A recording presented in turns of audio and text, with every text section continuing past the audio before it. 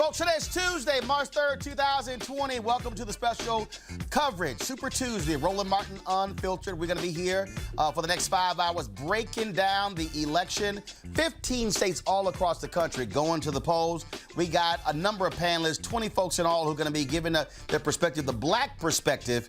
Again, something that you're not going to necessarily hear on the other networks. Yeah, you might see a couple of black people every now and then. But trust me, you ain't going to see this. And what you're also not going to see, I'll explain that black art when we come back. It's time to bring the funk on Roland Martin Unfiltered. Let's go. He's got it. Whatever the biz, he's on it.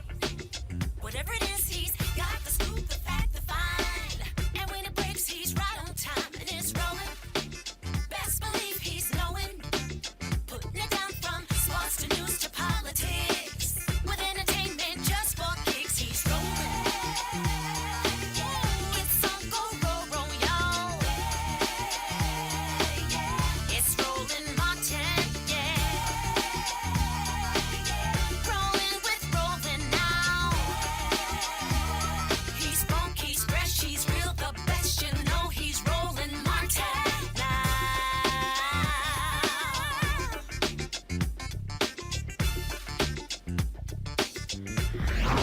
Martin. All right, folks, welcome to our Super Tuesday coverage right here on Roland Martin Unfiltered. Voters all across the country, 15 states have been going to the polls. I was in Texas yesterday, voted this morning. And, of course, it's important to exercise the right to vote. All right, folks, give me a shot. So, of course, also, we're debuting our new set here in Roland Martin Unfiltered, so you see exactly how we look. And the reason, so down there, when we put this set together, I had this idea. I said, you know what? I wanted something different versus red and blue colors. So I reached out to artist Leroy Campbell, and I said, Leroy, I want you to come up with something that is interesting. I have a lot of his work, and so that's why you see these art pieces below. This is one of Leroy Campbell's pieces where it depicts multiple generations of African Americans going to vote.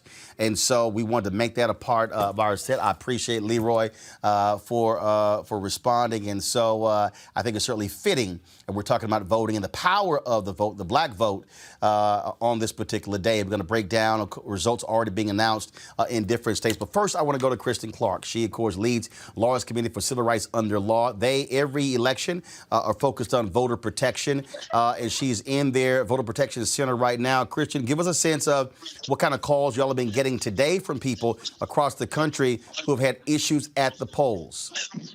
Yeah, we received a high call volume here at our Election Protection Command Center from voters in Tennessee who are in the parts of that state that have been ravaged by the tornado. Voters in Nashville whose homes were destroyed. We know that there are people who lost their lives. We know that there are people who simply could not access the polls today.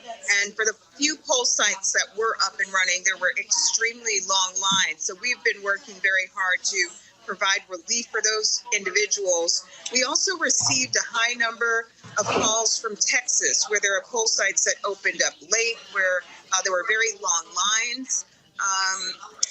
And California also had its fair share of problems. California actually moved to a new system where they got rid of local precincts that have now been replaced by large mega vote centers. And in places from Santa Monica all the way down the state, there are voters who have reported very, very long lines that have stretched upwards of an hour and a half, 2 hours.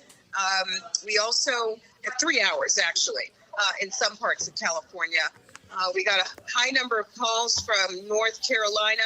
The large number of complaints that we are getting are people who are confused about where to go. And there are a number of states where the state's website broke down, and so people called the 866 Our Vote hotline to get directed to where they needed to go.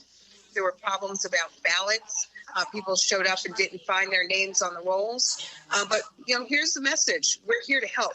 Our call center is filled with volunteers who've been with us since 6 a.m. this morning, and they'll be here until close to midnight. Our goal is to not shut down until all voters are able to successfully cast their ballots. So we want to make sure that people call us at 866 Our Vote, because our team is here. We are waging war. We are pushing election officials to tear down those barriers so all voters can have their voices heard today.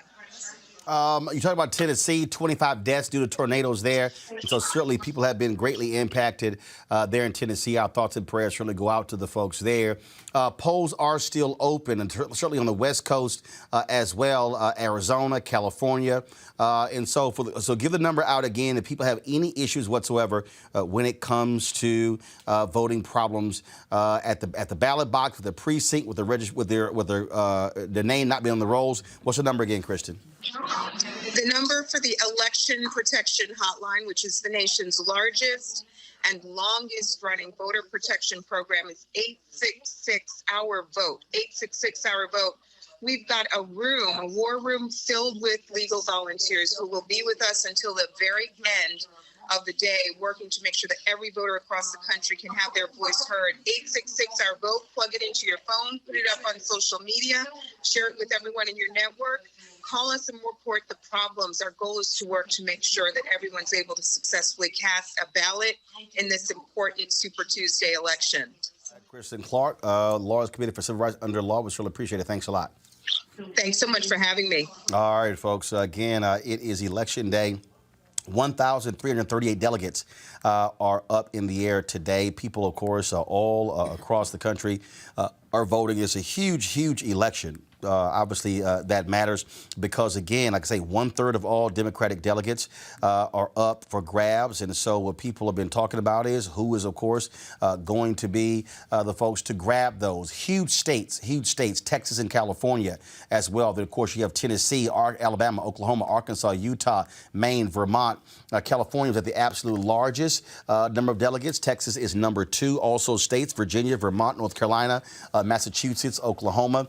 Like I said, Texas. And so a lot of things happening, a lot of parts moving. And so let's introduce our panel in this first hour. My far left, Dr. Greg Carr, Chair, Department of Afro-American Studies, Howard University. Dr. Avis Jones-DeWeaver, political analyst. Just to my right, Robert Patillo, civil rights attorney, and also Eugene Craig, CEO, Eugene Craig Organization. Greg, I want to start with you. It is so interesting that black people essentially said to the white folks of the Democratic Party, let me know when y'all done. All of this attention was on Iowa and New Hampshire. Democrats start freaking out because Buttigieg ekes out a win, or maybe Sanders won. Iowa, they probably still counting in Iowa. Then, of course, you go to New Hampshire. They're touting Klobuchar, Buttigieg, and Sanders. Then you go to Nevada. Sanders wins, significant Latino vote. Joe Biden comes in second. Then you go to South Carolina, and Joe Biden dusts everybody. Knocks out Tom Steyer, knocks out Pete Buttigieg, knocks out Amy Klobuchar. And I remember on February 15th, I was on MSNBC, Ali Velshi, and I said, I need all y'all to calm the hell down. I said, because you have to wait to see what happens. And as we begin to break down what has happened tonight, you are seeing what happens when black people speak, which is why I kept saying, calm the hell down and wait until people vote before you start deciding who's electable, who isn't, and who should be the choice. Absolutely. I think if what we're seeing with these 1% and 0% of the precincts reporting in, being called very early, holds up, it's going to be a good night for Donald Trump. Why do I say that? Because I think what we're seeing is an election that is forming up as an election between the country you wish you had and the country you think you can get. Older black voters, we all have one objective, got to defeat Donald Trump. Older black voters thinking about what white people will and won't vote for in a candidate looks like they're breaking toward Biden as an insurance policy. And that's a reasonable calculation to make. The younger black voters are thinking perhaps about a society they'd like to live in.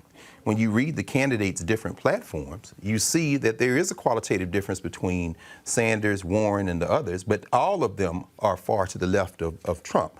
My concern is that all this talk about electability may result in the Democrats nominating someone who is so deeply flawed that it's really going to depend on who that person, if it's Joe Biden, picks on the bottom of the ticket. whether that's Kamala Harris, whether that's Stacey Abrams. I think a black woman probably do best. I would say probably Stacey Abrams. Finally, this may end up being an election where we have to focus on getting enough voter turnout to keep the House and some way, by God, flip the Senate, because these federal judges will continue to be picked by Republicans if the Democrats nominate a Joe Biden and people stay home. And that's what I'm really, really concerned about as this thing unfolds today. Well, here's what's interesting, Abe, is you've always had a generational disconnect. Yeah. You've always had that. Younger voters don't own much, don't own homes, are not looking at issues like property taxes the way an older voter looks at them. If you go back to 2016, the Joint Center for Political and Economic Studies released their survey. And I'll never forget, their survey showed that who said we are absolutely voting? 65 plus. Yeah. Who was second? 50 plus. Who was third? 45 plus. Then you went down. Who said they were least focused on voting and not enthusiastic? 18 to 35. Yeah. Now, I'm looking at this tweet, and I just responded to it. And I think this guy named Ryan Knight, he sends a tweet. He said, I'm just going to say it. Boomers, you're being selfish. This election is about our future, and you've made it about your fear of Trump. 40% of the 2020 electorate will be millennial and Gen Z voters, and we're energized by Bernie, not Biden. Please think about that when you vote. But I responded to him. I said, hey, Ryan, your tweet is shameful and despicable. It is, yeah. Boomers are not being selfish. They have the right to vote for anyone they want. Absolutely. And I said if 40% of the electorate will be millennial and Gen Z, then y'all need to vote like boomers do. Bitching on Twitter ain't voting. And I'm not dissing any young folks, but I've been saying for weeks on this show, you can't just complain about it, you got to go vote. Exactly. If you have the numbers, use them. Exactly. And, this wave of new voters that supposedly Bernie Sanders is supposed to bring, I haven't seen him bring it. Did he bring it in Iowa? Did he bring it in New Hampshire? Did he bring it in Nevada? What I saw in terms of a massive expansion of the turnout was in South Carolina. In South Carolina, they hit 2008 level turnout. No, they exceeded. And I was shocked by that. I was shocked. They exceeded. About 500,000 people voted in that election. And that turnout was not to vote for Bernie. That turnout was to vote against Bernie. So if we're talking about expanding the electorate, unlike talking points about, okay, we're going to have all these young people show up, all right, prove it. In terms of what we've actually seen happen, not just projections, not just theorizing, in terms of what we've actually seen happen, the black people in South Carolina said, we're going to show up and show out. The adults have come, and we're going to make sure that we move it in the direction that we want it to go. But Robert, I need to do one thing, and I know black people, y'all don't get all sensitive by this. But when I was on MSNBC on Saturday, it actually bothered me to a degree when you had the level of discussion about black voters in South Carolina. Now, I didn't really like math, but if black people make up 65% of the voters in South Carolina, there's a 35. What I didn't hear in Iowa, New Hampshire, white voters go to the polls. No, it was Iowans going to the polls. So the point I'm trying to make is I have an issue with the folks who want to somehow isolate black people as if like we're just sort of this force out here that's just so 35% of people who voted in South Carolina were white. There were some white folks who voted for Biden and for Sanders and for Steyer, and people are making these choices. And so I don't want this thing to become where so many people are attacking black people. In a moment, I'm also giving you my breakdown on Michael Moore, because frankly, he pissed me off with his comments last night on Ari Melber. But again, I think what you're seeing is people are saying, you know what, I don't know. So, hey, if that's my best guy, that's my best guy. You got to earn the nomination. Yeah. It will not be handed to Sanders, to Biden, to Warren, to Bloomberg, to any of them. Well, I think we're seeing an interesting racial divide that's developed in the race thus far. And also we have to monitor it tonight because it's playing out that exact same way. And that states with large African-American populations are defending the establishment of the Democratic Party. Okay. They are the vanguard of the quote-unquote centrist moderate Democrats. And Bernie Sanders has not demonstrated the ability to win outside of lily white states. He's been declared the victor in Vermont today. He's probably going to win Minnesota today. But what what is he going to do with the African American vote, and what can he do to appeal to them? But not just that. Biden and the establishment wing of the Democratic Party is writing a massive promissory note to the black community. They are completely. If Joe Biden is able to pull this out and win, we know that it will be 100% because of African American voters in the South. Little old black ladies sitting in gymnasiums throughout the South, working polls who turned out in Alabama and Tennessee and Arkansas, Oklahoma, Missouri, those types of places. That will be the only thing that maintains the moderate wing of the Democratic Party. And so the question is going to be tomorrow morning. So y'all ran up this credit card debt. So what's going to be the answer? Don't all of a sudden come back and say people of color, minorities. We all have to come. No, black folks want something now. We saved you. So we want something right now. But here's the thing, Eugene. Here's the thing, and it's very interesting when I've listened to a lot of the stuff out here. And this is the thing that I think people also keep forgetting. In 2016, 71 or 72% of the total electorate, white people. Okay? This election will be the first time, look at the numbers, this will be the first time in American history where less than 70% of the electorate will be white. Now, since 1964, no Democratic candidate That's exactly right. has exceeded 39% of the white vote. That's right. So I think people also need to step back and realize that black people are not necessarily just, in my estimation, saying this is our candidate. What black people are also saying is, we see what y'all white folks doing. Exactly right. So we have to actually make determinations also factoring in what y'all white folks gonna do. Exactly. And I go back to 2008 with Obama. That's right. Black people kind of like, look, we like him, he young, he said some good stuff. We don't know what these white folks gonna do. Exactly. So we really want to support this brother, because again, let me say, in the history of black people running for president, black people never in a majority supported a black candidate. Not Chisholm, not Reverend Jackson twice, not Sharpton, not Kara Mosley Braun, not Doug Wilder. I can go down the line. So I think black people are also, we talk about being pragmatic, they're also sitting there going, and we watching what y'all white folks doing. And we also got to make those necessary choices.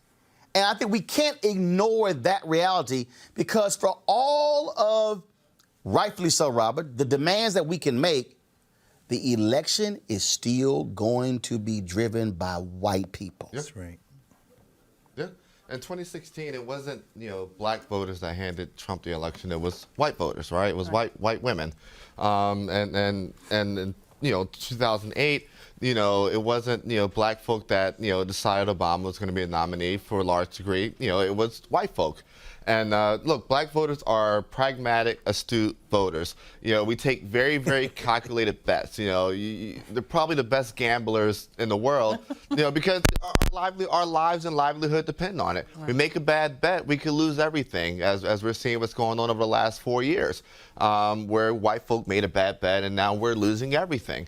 And so, what we're seeing right now tonight with some of these election results, what we saw on Saturday with South Carolina, is that, well, we saw what happened, and we saw what happened in Iowa, we saw what happened in New Hampshire and in Nevada, and we were able to use our voice to speak up in South Carolina.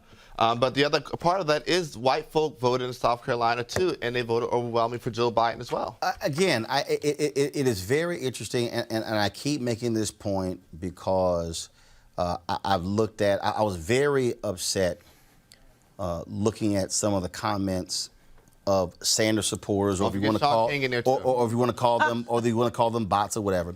Greg, it was really bothering me. It was really bothering me. And y'all, get the Michael Moore thing ready. It was really bothering me when I listened to how white folks who support Sanders were denigrating what happened in South Carolina. The reason it bothered me is because, in fact, just go, do y'all have it ready? Okay, play it. Here's what you said about Joe Biden. You're warning Democrats. This was quite a while back. I want to play for this in October. Take a listen. Joe Biden is the center. Joe Biden is this year's Hillary. Joe Biden is not going to excite the base to get out there and vote on November 3rd, 2020. 70% of the people voting next year are either women, people of color, or young people between the ages of 18 and 35. That's 70%. How do you square that with South Carolina? South Carolina is not a representative of the United States. I mean, that's just a fact. South Carolina will have absolutely no impact on the November 3rd election. It is still the same. It's that the 70% of those eligible this November are young people, are people of color, and are women. They are going to decide the election. And so what we have now are 3 primaries or caucuses that Bernie either won or tied, and then Saturday. For people tonight to just get so excited about, Biden finally had a win, finally. After well, do you think, this is my last question, Michael, do you think that those people, and you're referring to some of them, do you think they are excited about Joe Biden, or do you think they are falling in line for anyone who they believe can stop Sanders? I think they're falling in line. They're not thinking tonight about who can stop Donald Trump. They're thinking about who can stop Bernie Sanders. This is why what Michael Moore just said completely pisses me off. And Michael Moore, let me be real clear. I don't recall you talking extensively how Iowa doesn't represent America. Nope. How New Hampshire doesn't represent America. How Nevada doesn't represent America. You are a liar, Michael Moore, because South Carolina does represent America. And so does Nevada. And so does Iowa. And so does New Hampshire. There is no one state in this country that perfectly represents every constituency here. Now, you didn't say it, Michael, but really what I heard as a black man is the hell with what these black folks just did. Because how dare they go against the guy who I supported? Maybe what you should be saying is, what could my guy have done better to reach these African Americans? And see, here's what also bothers me, Greg, and it pains me. Bernie supporters in 2016 said the same bullshit. They criticized all the southern states when black people voted. I heard people say, oh, Georgia won't mean nothing in November. We won't win South Carolina in November. We're not going to win those states, so we don't need to worry about those states. Yet Reverend Barber has been going across the country saying to Democrats, yes, you will lose southern states if you don't campaign there. Now, Michael Moore, you can't just sit there and just dismiss black folks in South Carolina because a Democrat became governor in Kentucky. A Democrat won in Louisiana. You have Democrats that have won in places. What Stacey Abrams did in Georgia, she didn't give up on Georgia. She went out and registered people. So then what happened there? Georgia is now a state that is turning, could be in play. Maybe, Michael Moore, what you should be saying is, Reverend Jackson's been saying it, probably because he's a native of South Carolina.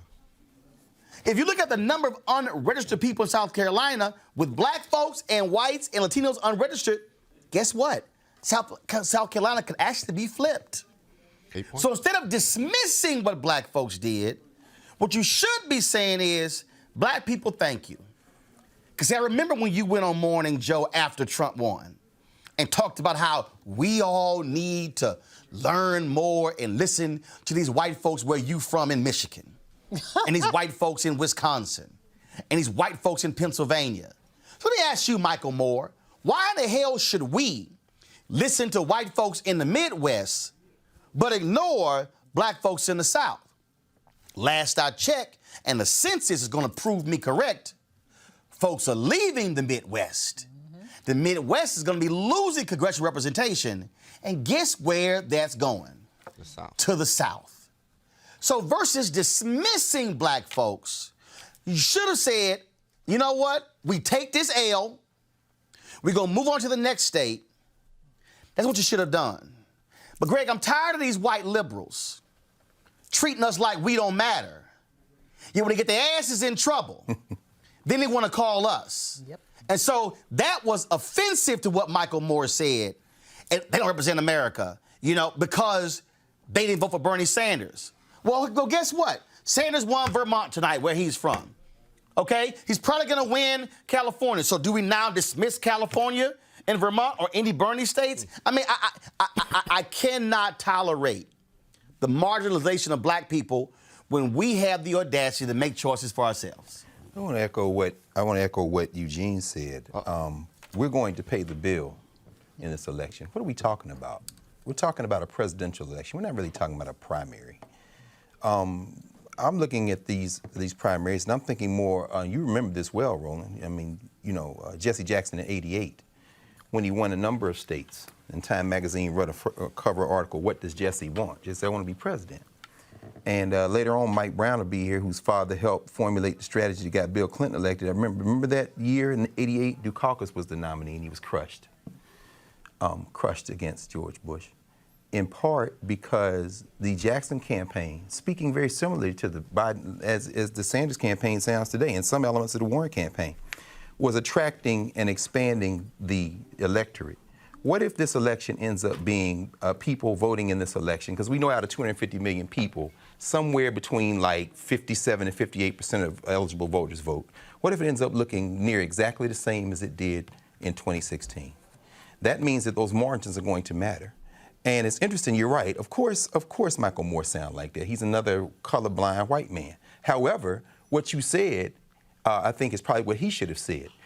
All the states represent America, and none of the states represent America. A federal election isn't an election by the people who win the most votes. Otherwise, right. Hillary Clinton They're is president state of the United elections. States. Exactly right. Yep. And there are 50 state elections. Now, yes, those poor whites in his hometown of Flint and them, maybe they didn't vote in the numbers they should have. Maybe they too many voted for Trump. But let's also be clear.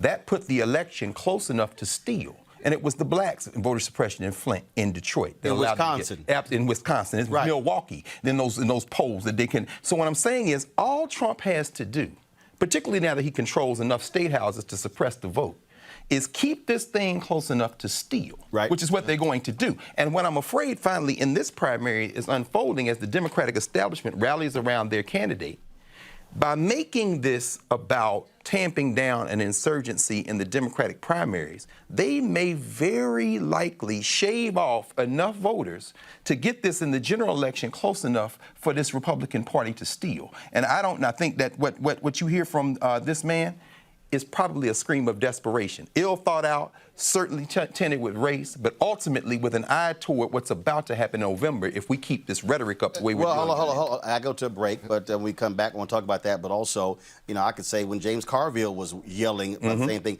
that was desperation. The reality is there are voices on, here's the deal, there are voices on all these different sides who are all sounding desperate because they want their guy to win. That's true. Yeah. And I say guy for a reason because trust me, by tomorrow, if Sanders beats Warren in Massachusetts, trust me, she's out. Got to go to a break. We come back, more of our Roland Martin Unfiltered special coverage on Super Tuesday. We'll be back in a moment.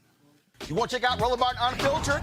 YouTube.com/Roland S. Martin. And subscribe to our YouTube channel. There's only one daily digital show out here that keeps it black and keep it real. It's Roland Martin Unfiltered. See that name right there? Roland Martin Unfiltered. Like, share, and subscribe to our YouTube channel. That's youtube.com/Roland S. Martin. And don't forget to turn on your notifications so when we go live, you'll know it.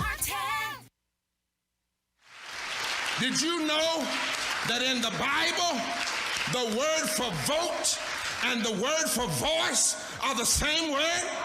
Yeah, I feel something right now. The word in Hebrew is koil. And every time it talks about God speaking, it says koil. And God spoke koil. And the same word for voice is vote. So we need to use our vote and let God speak through our votes. Y'all don't hear what I'm saying. Vote for justice and let God speak through our votes.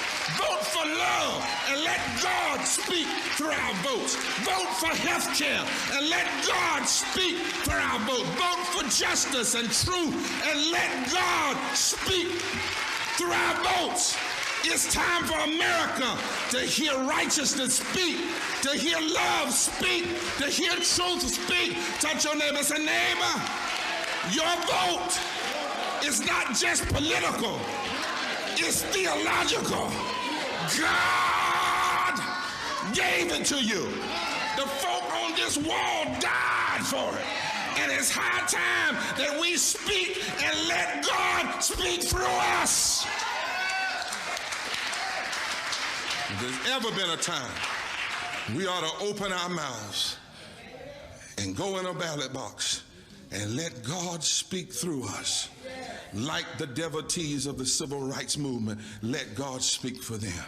If there's ever was a time that needs to happen, it's right now, right here, right now, right here, in this moment.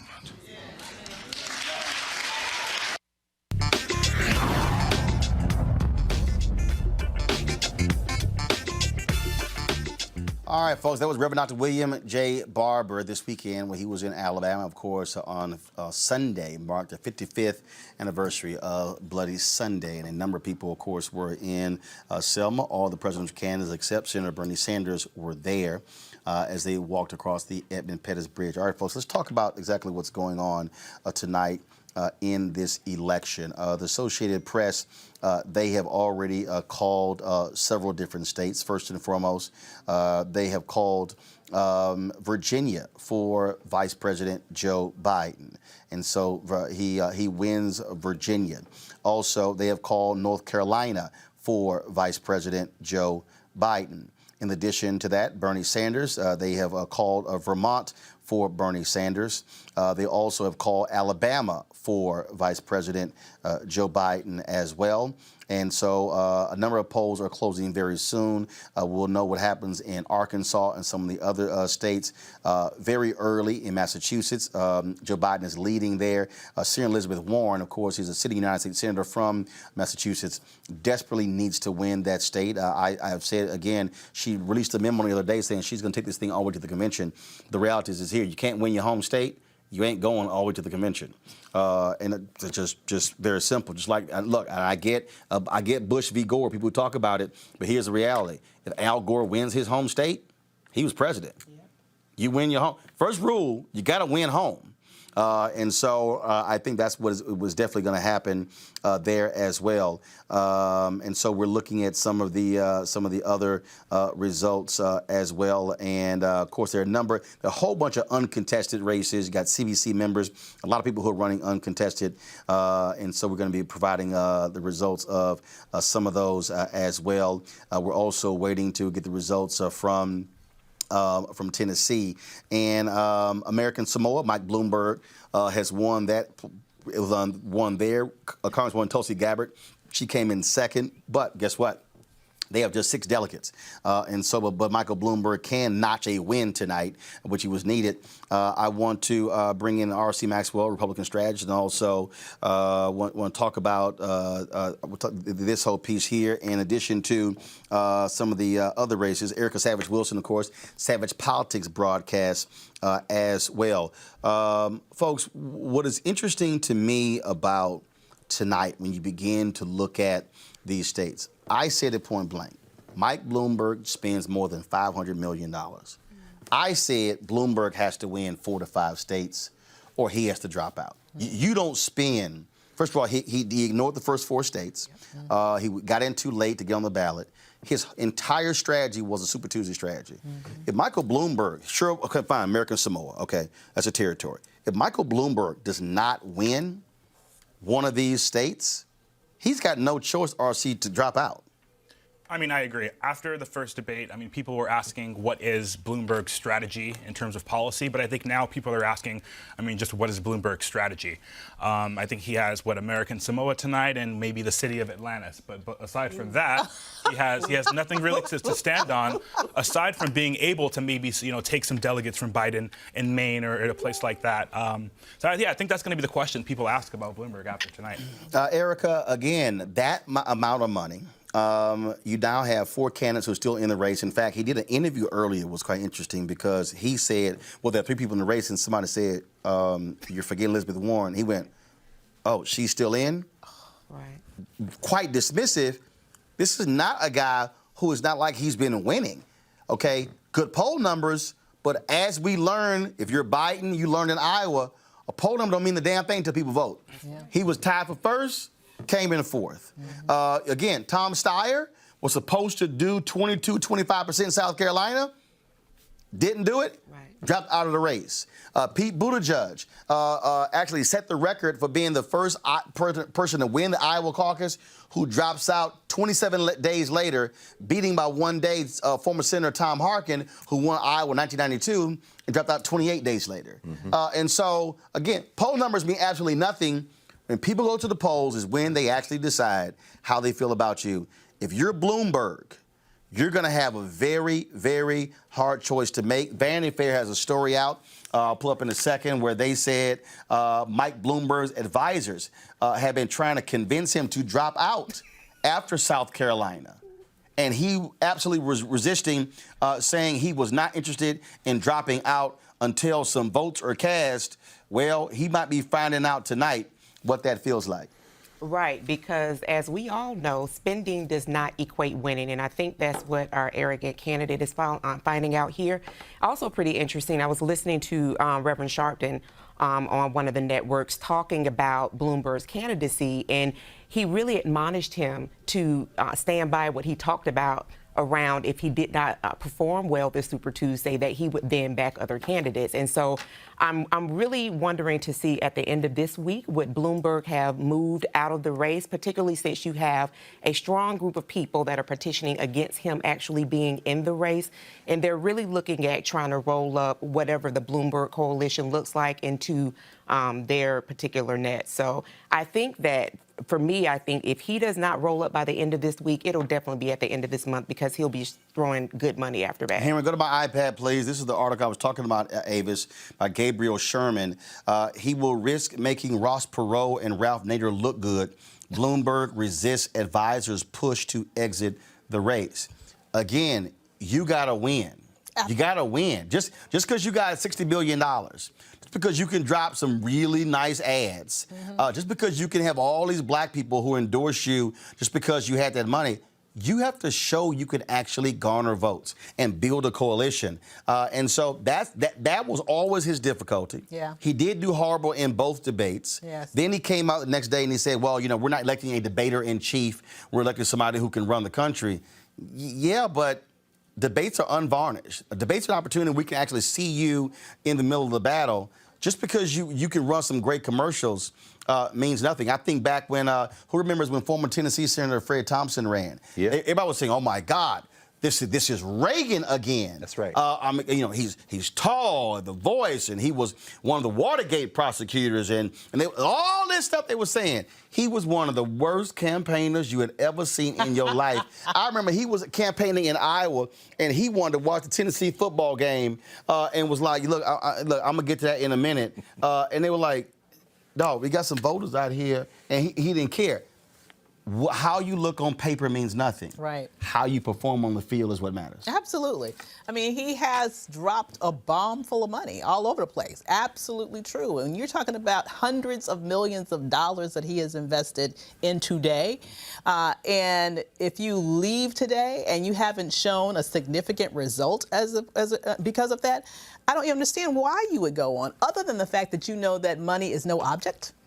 And you just you're going to get caught up in your pride. But in terms of what he's actually done, when people have actually seen him outside of the edited, scripted cinematography of ads, when they've actually seen him answer questions, when they've actually seen him on a debate stage, particularly next to people who have been doing this for a year and therefore are practiced and ready to go, he just became diminished more and more. And when people began to learn more about his policies outside of New York, you know, it just, everything seemed to be going downhill for him. And there's no amount of money that I believe is going to turn that around. Greg, again, we can talk all day about money. What I said, and I'll stand by it, and I got no problem with anybody who wants to run. Look, I think that if you are a Steyer or a Bloomberg, and everybody saw, oh my goodness, Joe Biden's weak, and nobody had even voted yet, okay? To win, you need money on the ground. And what I don't understand is why, if you want to jump out there and say, well, I want to do this shit, put the money with the boots on the ground. Fund these black organizations who know how to get to people. Okay, you can run all the ads you want to, but boots on the ground is what's going to matter. Knocking on those doors, that's what Democrats are going to need. Remember, Barbara keeps saying, go into those places. Look, Mike Espy lost by 68,000 votes to Cindy Hyde-Smith. It was a whole bunch of black people, poor white folks, and others who didn't vote. But you got to have an apparatus that knows how to get to those people, to get them, first of all, to talk to them, to hear what they have to say, to get them registered, and then create an apparatus that gets them to the polls. I agree, Roland, and no show has consistently made this point. And no person. You've been doing that since TV One, making this point about turnout. Bloomberg's candidacy is about one person, Joe Biden, as you said, and the Vanity Fair article echoes that. There was no perceived frontrunner in the Democratic field that the establishment, the DNC and the Democratic Party thought was strong enough to throw their weight behind. And we all remember about a month ago, a little bit longer, when we heard the former Secretary of State, John Kerry, was overheard talking about Joe Biden. So Bloomberg's candidacy was and remains, well, if Biden implodes and he's only one gaffe away, maybe a nation turns its lonely eyes to Bloomberg.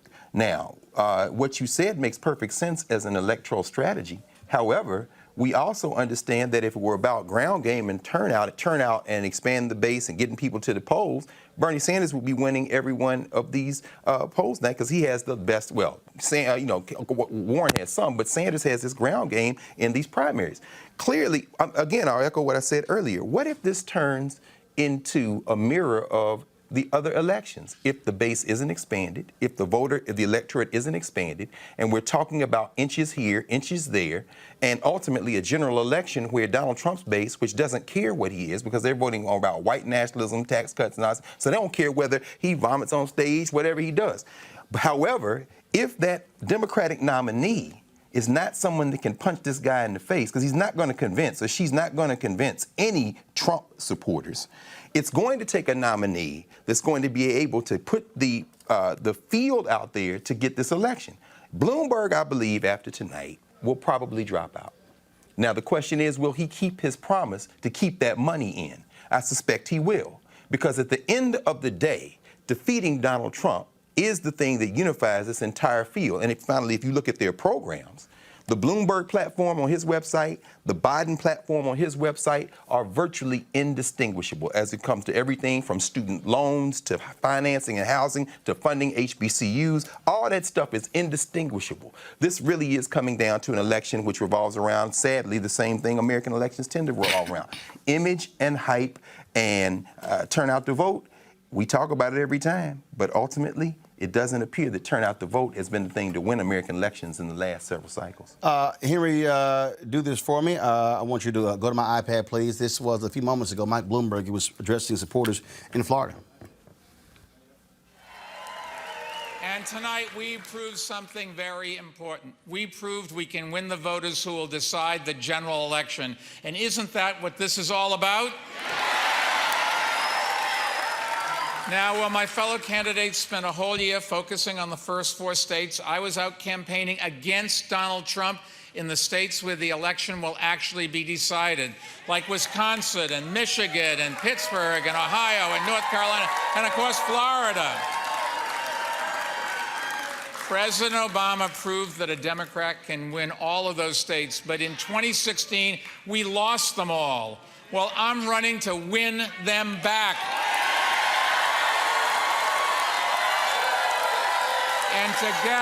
And together, we're going to get it done.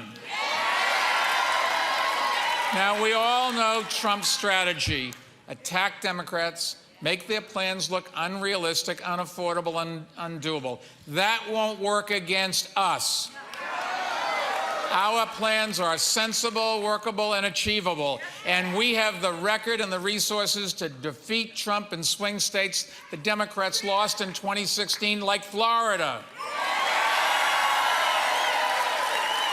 I know we can do it, and you know who else knows it? Donald Trump. And that's why he keeps attacking us on Twitter. Today, he sent a tweet out urging people not to vote for us. Gee, I wonder why. Clearly, Trump is scared stiff of facing us, and for good reason. In every campaign I ran for mayor, we built a broad coalition that brought Democrats and independents and moderate Republicans together. Donald Trump the other day called me short. I said, Donald, where I come from, we measure people from the neck up.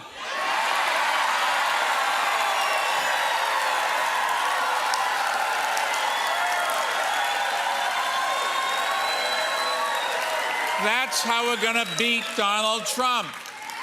I believe we need a leader who is ready to be commander-in-chief, not college debater-in-chief. So if you want someone who talks turkey and who has a record of accomplishment on all the big issues facing our country and who has the resources to beat Trump, I'm your guy.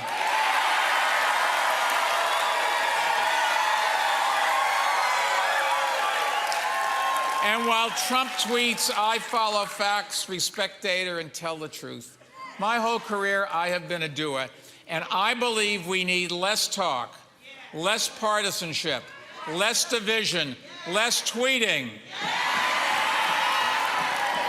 In fact, how about no tweeting from the Oval Office ever again?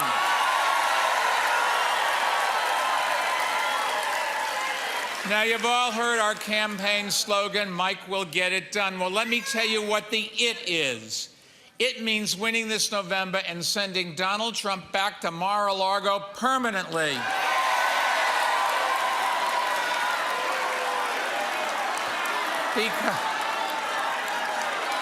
But that's just the beginning, because getting it done means finally providing health insurance to every American who lacks it. Getting it done means passing common sense gun safety laws that protect our children and communities. Getting it done means making America a global leader in the fight against climate change. All right, that was Mike Bloomberg in Florida. RC, I'm just trying to figure out, he said we proved tonight we can win in the... I'm sorry, is he seeing something we ain't seeing? It appears Bloomberg's going to stay in the race, and I can tell you, as a Republican strategist, I mean, this is exactly what I want to see. This is the kind of just division that we want to see in the Democratic Party during a primary, because Bloomberg has no vision. His existence in the race only serves to hurt their long-term goal.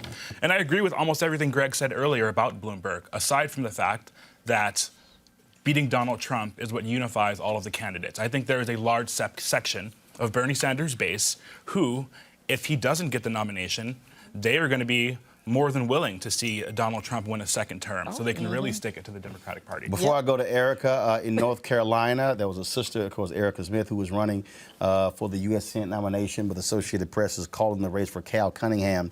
The Democratic nomination is going to be running against Tom Tillis. Of course, Erica was trying to become an African-American Senate nominee. The Democratic establishment had gotten behind Cal Cunningham, but that's exactly what happened there. Erica, I think when you look at these races, when you look at again, you know, what is happening tonight, I go back to what I've been saying. You have to focus on not only when folks vote, but what they're saying.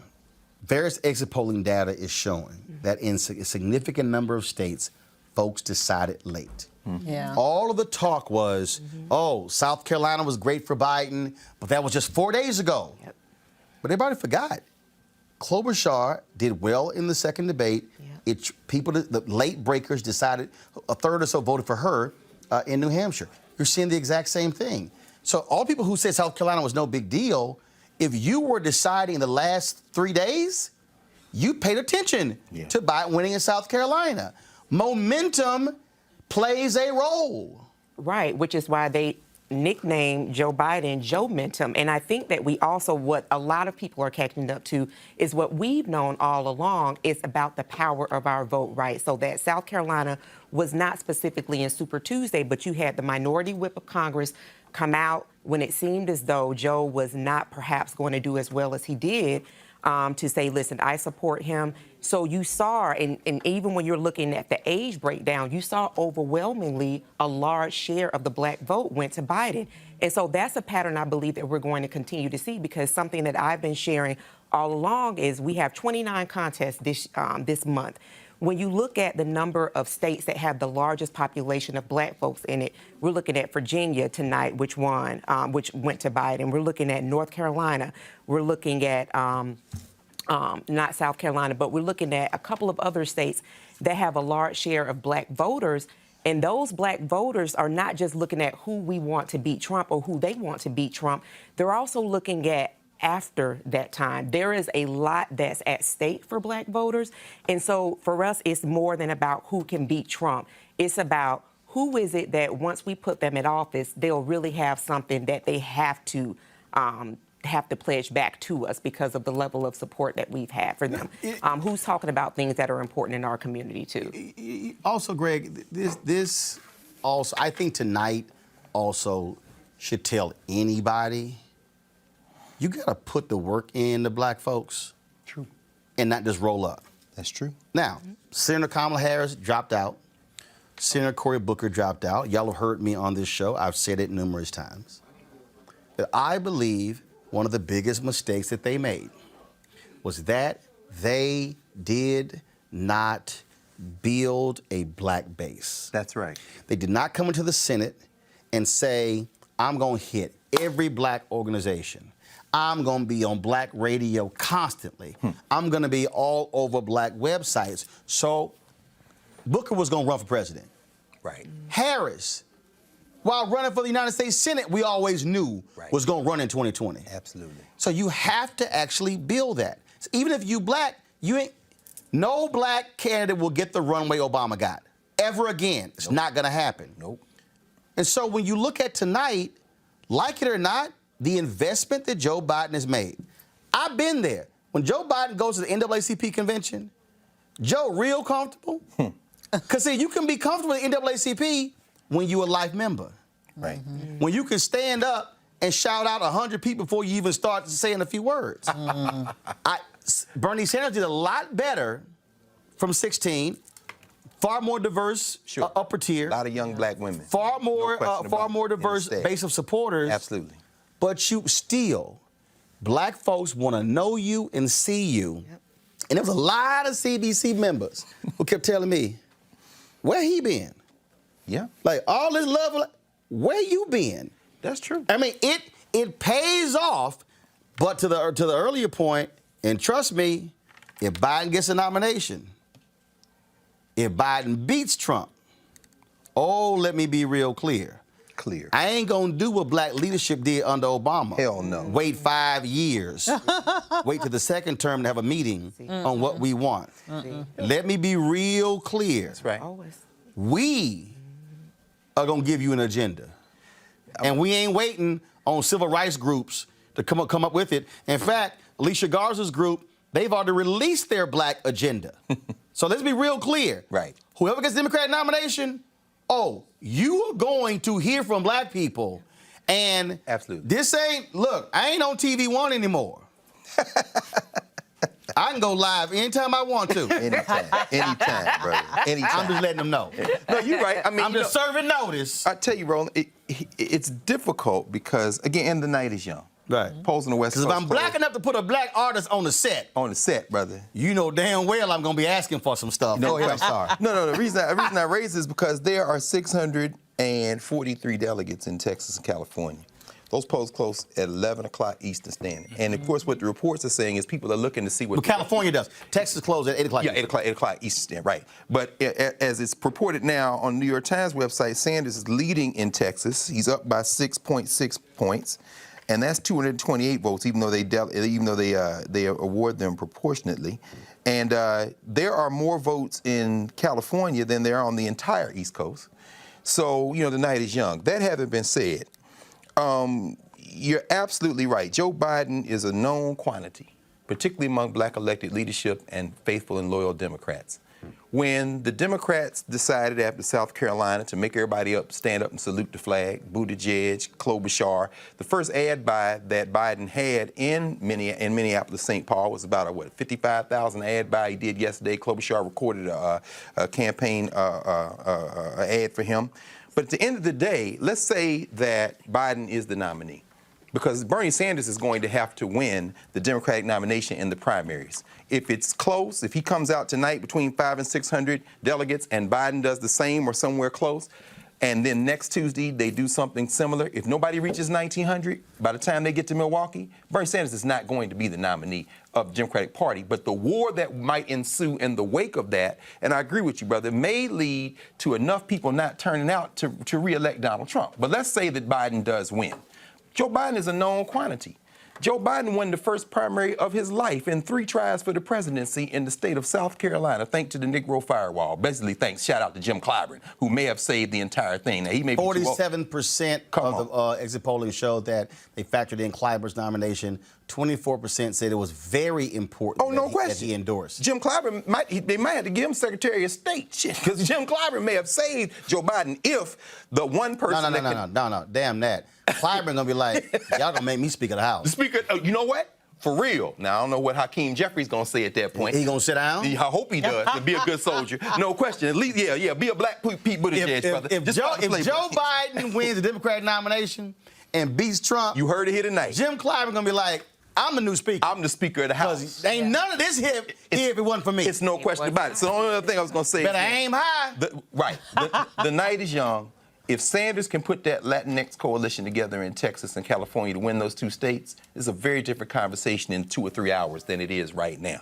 And I'm saying that still, Biden looks like he's going to be the nominee because the party has decided we got to go in with this guy. And finally, the only person that could probably destroy Joe Biden, unfortunately, is Joseph R. Biden. And that is the thing that I think everybody's still holding their breath on. But here's the other deal.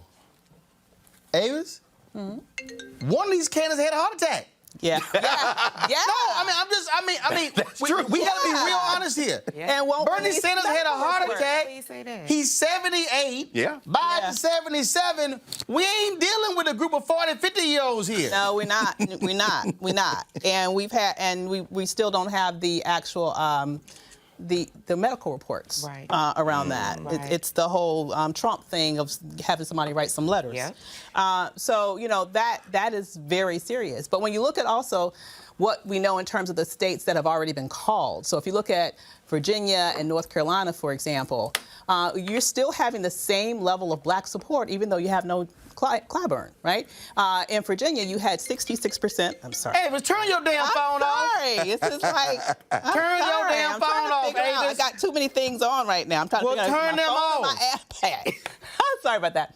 But what's going on right now is that in Virginia, you have 66% of the black vote voted for Biden. In North Carolina, you had 63% of the black vote is voting for Biden. So if you're going to have a situation where Bernie is depending on the Latinx constituency and Biden is depending a great deal on the black constituency, if, for example, say you do have Bernie get in office, and the fact in terms of how his particular, he himself and a lot of his people have referred to the black vote, will he feel any sort of need to do anything for black people? It seems like to me that he would be Bernie. If by some miracle. Anybody win the Democratic nomination. Here's the thing. Anybody win the Democratic nomination. Yeah. But here's trust the thing. me, black people are not going to do Obama 2.0. Whoever wins the Democratic nomination, and if they beat Trump, I'm telling you, on day 2, it's going to be black people like, where the meeting? No question. Right. Where the meeting? I'm telling you, it's not going to happen again what happened with Obama. They're going to be where the meeting, but what I'm saying is I am looking at, as you alluded to, I'm looking at what's the language. I'm looking at the vibe. I'm looking at the culture. Language is going to be, the language is going to be from different groups. I'm telling you. There will not be Obama 2.0. Black people realize the tragic mistake, and this is what I said. I'm not talking about our language. I'm talking about from the Bernie constituents. No. Damn the Bernie constituents. I'm telling you what's going to happen is the heat he's going to get is going to be, bruh, this is what we expect. It's not going to be nice and cordial, and it's going to be from different groups. Because remember, Bernie Sanders only has a strong criminal justice reform plan because young black people made him. He didn't come up with his plan on his own. Brittany Packnett and others can tell you how they said, no, you're going to do this. I think what you're going to face is, again, I'm using what happened. African Americans, two things happened. We looked at Obama as the first black president and not the 44th. Mm-hmm. That's what happened. Absolutely. And I think what's going to happen next is going to be, we ain't repeating that. So if you the 46, what's going to happen is going to be like, no. This is what we are going to expect, and the pressure is going to be from different places. I got to ask RC this here because also you made the point about Greg, and it was made the point about turnout. First of all, Sanders getting 45 or 48% of Latinx means nothing. The issue is not 45, 48%. The issue is how many people does that represent? Mm-hmm. Donald Trump, the White House believes that they can get 15, 18, 20% of the black male vote. They believe that they are going to be able, they think they can get overall 12 to 14% of overall black vote. I don't know where they're looking at that from because the level of vitriol from black people against Donald Trump is higher than I've seen even when black people didn't like Reagan. I think that's because you're looking at it from one perspective. There are a black one. There are a lot of 15 and 16 generation African Americans who like the message that Trump is speaking because it speaks to them and their feeling that they have lost their positionality. Because I think that actually what Avis is talking about is actually very true. The Democratic nominee is going to get to dictate their own policy. And it looks like the voting bloc for Democrats is no longer really African Americans, but immigrants and illegal immigrants. So I think when you see hold up, what's the evidence of that? He ain't got no evidence. He just talking. No, what's the evidence of that? Is mere demographics. Well, first of all, illegal immigrants can't vote, so illegal immigrants are not voting. Two, I just voted in Texas. I had the Dallas County Democratic Party chair on my show yesterday. Yeah. She said, hold up, she said yesterday, one of the problems that they have is they have been good at registering Latinos. Mm-hmm. She said the hard part is getting them to vote. In Texas alone, there are 2 million eligible but unregistered Latinos. So the problem from a Latino standpoint is they have demographic numbers, but they're not maximizing the demographic numbers when it comes to turnout. Their turnout is not close to what black turnout is. But there's a reason on the Democrat debate stage you saw more and more Spanish and less discussions of reparations as the Democratic field got less and less. No, actually you saw that because the people who asked the questions chose to ask the questions. Mm-hmm. That's part of the problem. Yeah, well, and so the only time where you saw a candidate really flip that debate stage and flip it to the issue of African Americans and race was when they were in New Hampshire and Tom Steyer did, and luckily George Stephanopoulos allowed the conversation to continue by saying, hey, let's stay right here. So the reality is I've actually watched all the debates and I've heard them talk about immigration reform, DACA, those things. But I've also heard them talk about issues involving African Americans. Right. I don't think we've heard the term reparations in a long time. But yes, we did. It was in the New Hampshire debate. Look, the reality is Donald Trump. Let me finish my point. I heard it. The reality is Donald Trump doesn't need to win black voters. He won last time without a substantial amount of black voters. Donald Trump is courting black voters because he wants to and because he values the contributions that African Americans have made to America. That's why you see him set up 14 to 15 centers for his Black Voices for Trump. And we just talked about the importance of actual grassroots interactions with black voters. Black Voices for Trump is ahead of that. And you look at people like Bloomberg and Biden, they're spinning their wheels with gaffes about corn pop. While Biden does have a strong legacy with the black community, the question Democrats have to ask themselves is Biden going to be able to prevent Trump from shaving that 1 to 2% off? And I think the answer is definitely not. Erica, this issue is not a question about whether or not Trump doesn't need black voters. The reality is a Republican candidate does need a certain percentage of African American voters because what you do not want is for it to get far away from you. Let's remember, 2016, Donald Trump got fewer voters than Mitt Romney, and Romney still lost to Obama. If you factor in a drop of 2.4% among African Americans, and then you factor in voter suppression, that's how Donald Trump was able to win. This time is different. Democrats have been able to take advantage of having a majority on the Supreme Court in North Carolina. They've been able to rule that gerrymandering is not only racial gerrymandering, but also political gerrymandering as well. North Carolina is going to be a state that's back in play this time as well. Also, Wisconsin, and it was impacted by 2016, where voter ID law had been impacted. And then what happened was the federal judge had to call Governor Scott Walker and Republicans saying, why are y'all slow walking these voter IDs?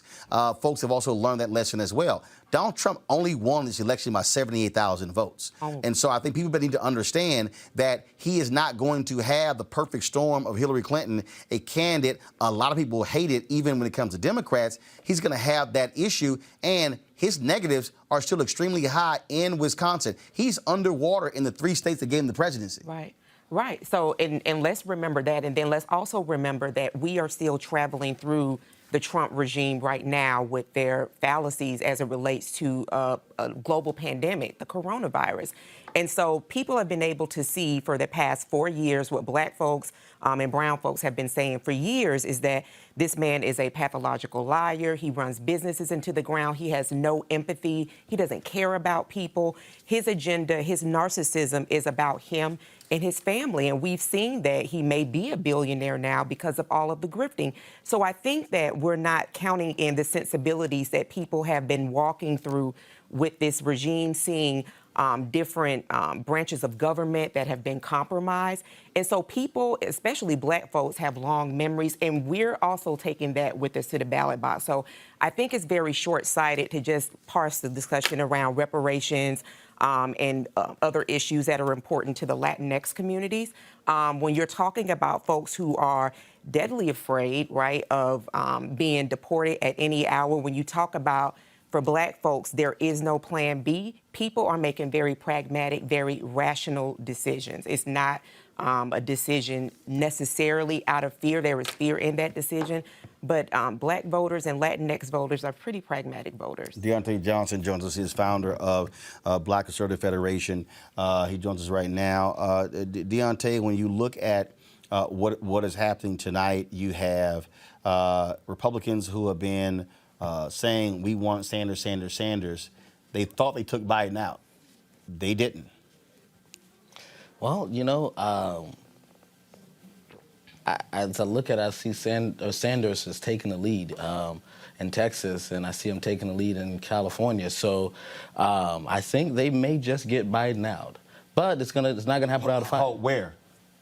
If Bernie wins California and Texas, Biden is done. No, you're wrong. First of all, remember, this is the Democratic primary. Yes. Republican primary has winner take all. Democrats don't. First of all, in the Democrat, you have proportional delegation. And so if you get higher than 15% of the vote in a state, you qualify for the delegates. Then you also got to win 15% in the congressional districts. And so just because you win the state overall, so for instance, tonight, if you look at Virginia, Joe Biden crushed Bernie Sanders in Virginia, but Sanders is still going to be able to get delegates in Virginia. So this is not the Republican Party. If this was the Republican Party, that's the case. In fact, if the Democrats had the Republican rules, Obama would not have beat Hillary Clinton because she won the big states of California, Texas, Ohio, and Pennsylvania. And so the reality is, Biden is not done tonight. So we're looking at a brokered convention? No, first of all, we're not even at there yet. First of all, you can't get to a brokered convention until you have the other 30-some-odd states vote. See, this is the thing that people need to stop doing. They need to stop skipping over the process, okay? I said after Iowa, New Hampshire, it's 48 left, y'all. You can't decide on 2. Right. Yeah. After South Carolina, I said 47, 46, y'all. You can't. So I can't even get to the convention. Here's the deal. Sanders or Biden could very well secure enough delegates. Okay, you're not going to know probably until April, after you get through March, to have an understanding of, okay, this is what they won. Then you begin to game it out to say exactly what's going on. But the mistake is to skip over states, Avis. Let folks vote. Georgia hasn't voted. Florida hasn't voted. We can go down. Ohio hasn't voted. Pennsylvania hasn't voted. Right. Michigan hasn't voted. We can go down the line. That's what I keep saying. Everybody relax. Absolutely. I mean, this is covered just such as a horse race that everyone gets caught up in the drama of the moment. Right. And right now we are at Super Tuesday. Super Tuesday is sizable, it's significant, but we're not going to decide anything tonight. Now, I will say that if we wouldn't have had the miracle that happened over the past few days, we might have been able to decide it today. Because it wouldn't have been as close as it's going to be now. Right. But given what just happened in terms of of the South Carolina primary and the Joe-mentum that's happened as a result of that, this is going to be a much tighter race tonight, which means that the proportional distribution of those delegates is not going to be as vast as it would have been otherwise. So you're exactly right. We're not going to really know who's going to come into this convention leading or maybe even winning outright until April. We still have a couple more months. Also, what you have is that, look, again, 3 candidates dropped out since Saturday, okay? Tomorrow, you may have Warren out. You might have Bloomberg out. Now the race changes with just 2 left. You know, and so again, so now the question then becomes, if you got 2 left, okay, Bernie, can you prove you can get 40, 42, 45, 48, 51, 52% of the vote? We'll see. But as long as you have 4, 5, 6 candidates, you really can't see that. And so this race is actually changing every single week as some people bow out and others stay in. And I think you're absolutely right. The discussion is going to shift very quickly to, Sanders, what is your strategy? Because I disagree with Deontay. I think this is the worst night for Bernie Sanders since the fall of the Berlin Wall. I mean, he was supposed to show that he can at least put a dent into the establishment Democrat kind of stronghold in the South, and he's losing state after state. Oklahoma was just called for Joe Biden as well. So, you know, Sanders has really a lot to answer pretty soon. Erica, final comment before I go to the break. And I think this also speaks to all of the candidates as we're in this heavy month with 29 contests. Do talk, sit with black voters and the importance of that. All right, got to go to a break. When we come back, more of our Super Tuesday coverage right here on Roland Martin Unfiltered. Back in a moment. You want to support Roland Martin Unfiltered? Be sure to join our Bring the Funk fan club. Every dollar that you give to us supports our daily digital show. There's only one daily digital show out here that keeps it black and keep it real as Roland Martin Unfiltered. Support the Roland Martin Unfiltered daily digital show by going to RolandMartinUnfiltered.com. Our goal is to get 20,000 of our fans contributing $50 each for the whole year. You can make this possible. RolandMartinUnfiltered.com.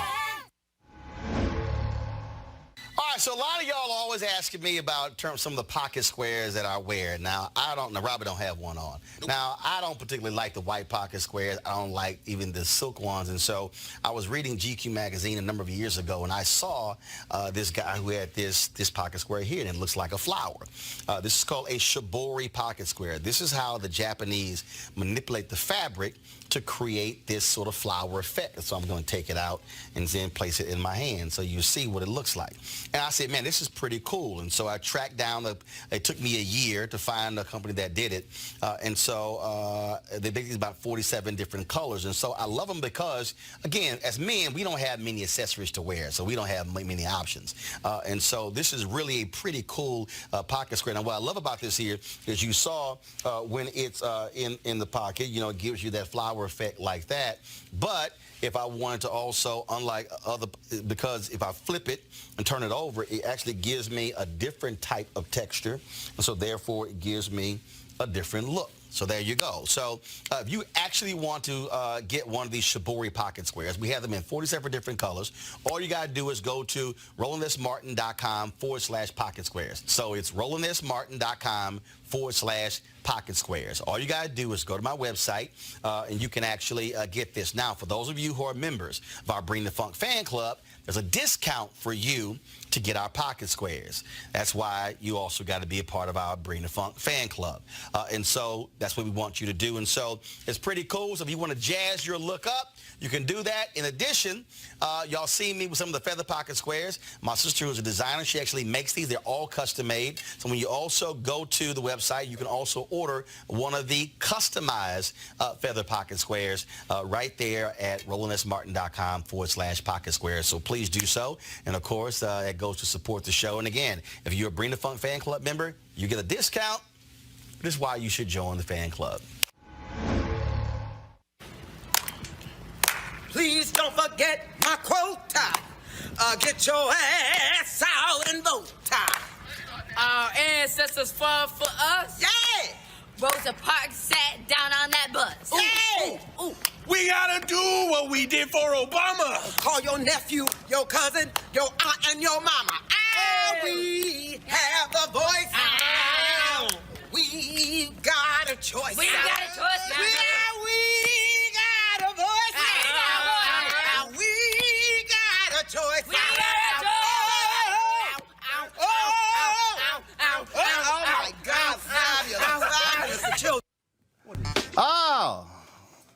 Now,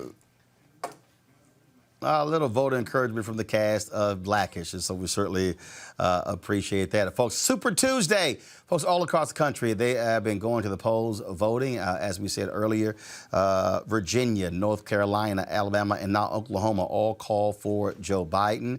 Vermont has been called for Bernie Sanders. American Samoa called for Mike Bloomberg. We're now waiting results. Arkansas, Tennessee, and of course the big western states waiting for those as well. Got some new panelists in. To my far right, along Victoria Burke with NNPA. Rob Richardson, of course, with his own podcast, radio show. Glad to have him here. Also, A. Scott Bolden, lawyer here in D.C., the National Bar Association Political Action Committee. Again, Deontay as well. All right, so Lauren, when you look at the results, let's start with Virginia. You're very familiar with that state as well. I mean, huge numbers Joe Biden rolled up. If you looked at the other candidates, first of all, you Pete Buttigieg and Amy Klobuchar, it was very wise of you to drop out. Very wise to drop out of this race because you do not want to get embarrassed on Super Tuesday. In Virginia, Joe Biden, 53.3% of the vote, 702,000 votes. Bernie Sanders, 23%. Biden gets a higher percentage of the vote in Virginia than he did in South Carolina. Wow. He was under 50% in South Carolina. He exceeded 50% in Virginia. Right. Yeah. I mean, it's not surprising that Biden is doing well in all the places, in all the states where there's a lot of African-American voters. 20% in Virginia. You still have the fact that Bernie Sanders is probably going to win California, maybe win Texas, which would be quite a story for him. And right now in Texas, 8% reporting Sanders is at 28%, 152,000 votes. Joe Biden with 117,000 votes, 22%. And he's probably going to win Colorado. So even though, I think it was pretty predictable that Joe Biden was going to win the South and that Bernie was not going to do particularly well in the South, that's what happened. And Bernie did well where he should have done well, which is the Northeast, Maine, Vermont, obviously. And I'm really actually surprised that he was competitive in Texas. Right now in Maine, 9% of the votes in Maine, Joe Biden is leading by 1 percentage point. What's interesting to me is still Massachusetts, where Biden is at 9% reporting. Biden's at 32%, Sanders at 26%. Warren, the sitting U.S. senator from our state, at 23%. It's embarrassing for Warren, that's obvious. But I just want to say this, though, about this whole Warren thing. I mean, Warren, I think, is really the best pound for pound, the most intelligent, the quickest, the sharpest candidate. I don't care what anybody says. All right, I don't care what places. She is, but guess what? The other thing is, to win. When Bloomberg comes in third, I want everybody to say that he should drop out, like they've been saying Warren should drop out for weeks. Oh, okay? First of all, I don't think they want Warren to drop out at all. Bloomberg spends $60 million bucks on ads, and all of a sudden Bloomberg shouldn't drop out. Well, first of all, I predicted. Hold up. Bloomberg has done nothing tonight. I predicted before tonight. Yeah, okay. I predicted 2 weeks ago that Bloomberg should drop out on March 4th. I'm talking about people have been talking about Warren dropping out since the second this whole thing started. Bloomberg spends all this money. He's done absolutely nothing tonight. Okay, nothing. First of all, I don't know who people are. Nothing, and he wants Samoa. I don't know who people. I don't know who people are. He wants Samoa. I don't know who people are. All I know this, Rob, is again, if you watch this show, you could actually follow what's going on here. Yeah. First of all, it was clear. I said it. That Biden was going to come in second in Nevada, Sanders would win. Biden was going to win South Carolina going away. Then I said everything comes down to March 3rd in terms of who performs on Super Tuesday. I said then Mike Bloomberg needs to win 4 or 5 states to justify spending $500 million.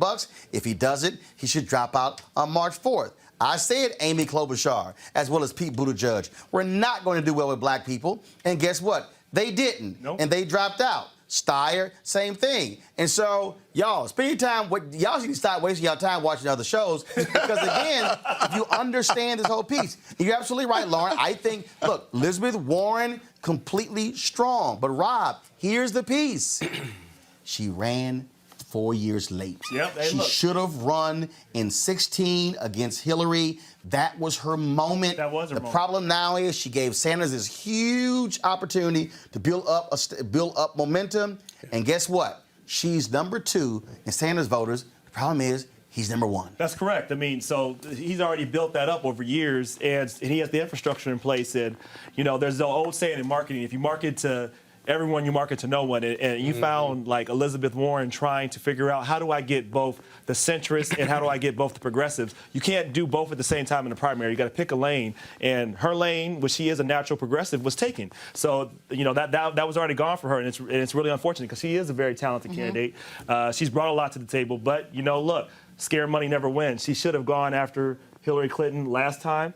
She would have more of a base now. She might have won the primary. Who knows? 4 years ago. Yeah, but so you got wait. Here's the thing here, Scott. When let's go back to Iowa, New Hampshire. After Iowa and New Hampshire, folks were going, "Oh my goodness, turnout." Iowa's turnout is less than it was in 2016. I was like, Bernie's in both of those races. I said, everybody calm down. Everybody calm down. South Carolina, more people voted in South Carolina than they did when Obama ran in 2008. You look at tonight's turnout, Virginia, North Carolina. You look at, I was in Texas. Texas was breaking early voting records. So, well, all the people who are saying, where's the exciting candidate? Clearly something is happening with those sort of numbers, which says to me, you don't need Mr. Excitement, because you know what you got? You got crazy land sitting in the Oval Office, and that's playing a huge role in driving turnout. Absolutely. I mean, what's driving Democratic voters, an excited electorate, is who's in the White House. So it doesn't really matter who is actually going to wind up being the nominee. I do think with Warren, though, there's another old adage is in politics or elections, all you need is one more vote than the next guy. You can be the biggest, best, and brightest, but if you can't get more votes than the next guy, you're in the wrong game. Why aren't you saying that about Bloomberg? I'm saying, I would say to I mean, why aren't you saying about Bloomberg? This is a gender-neutral discussion I'm having. Gender-neutral. The other reality is the challenge with Biden was, could he get to his firewall? Yeah. Because if you come in third, fourth, and fifth in the first three primaries and caucuses, you start to question whether even if, and I did this on the show. Yeah, we know you did. I was wrong. And I told you shut your ass up. You were like, I ain't wrong. I ain't wrong. You just have a different opinion. I was like, okay, I'm going to show your ass. I said he's supposed to win South Carolina. He's got nothing after that. Wow.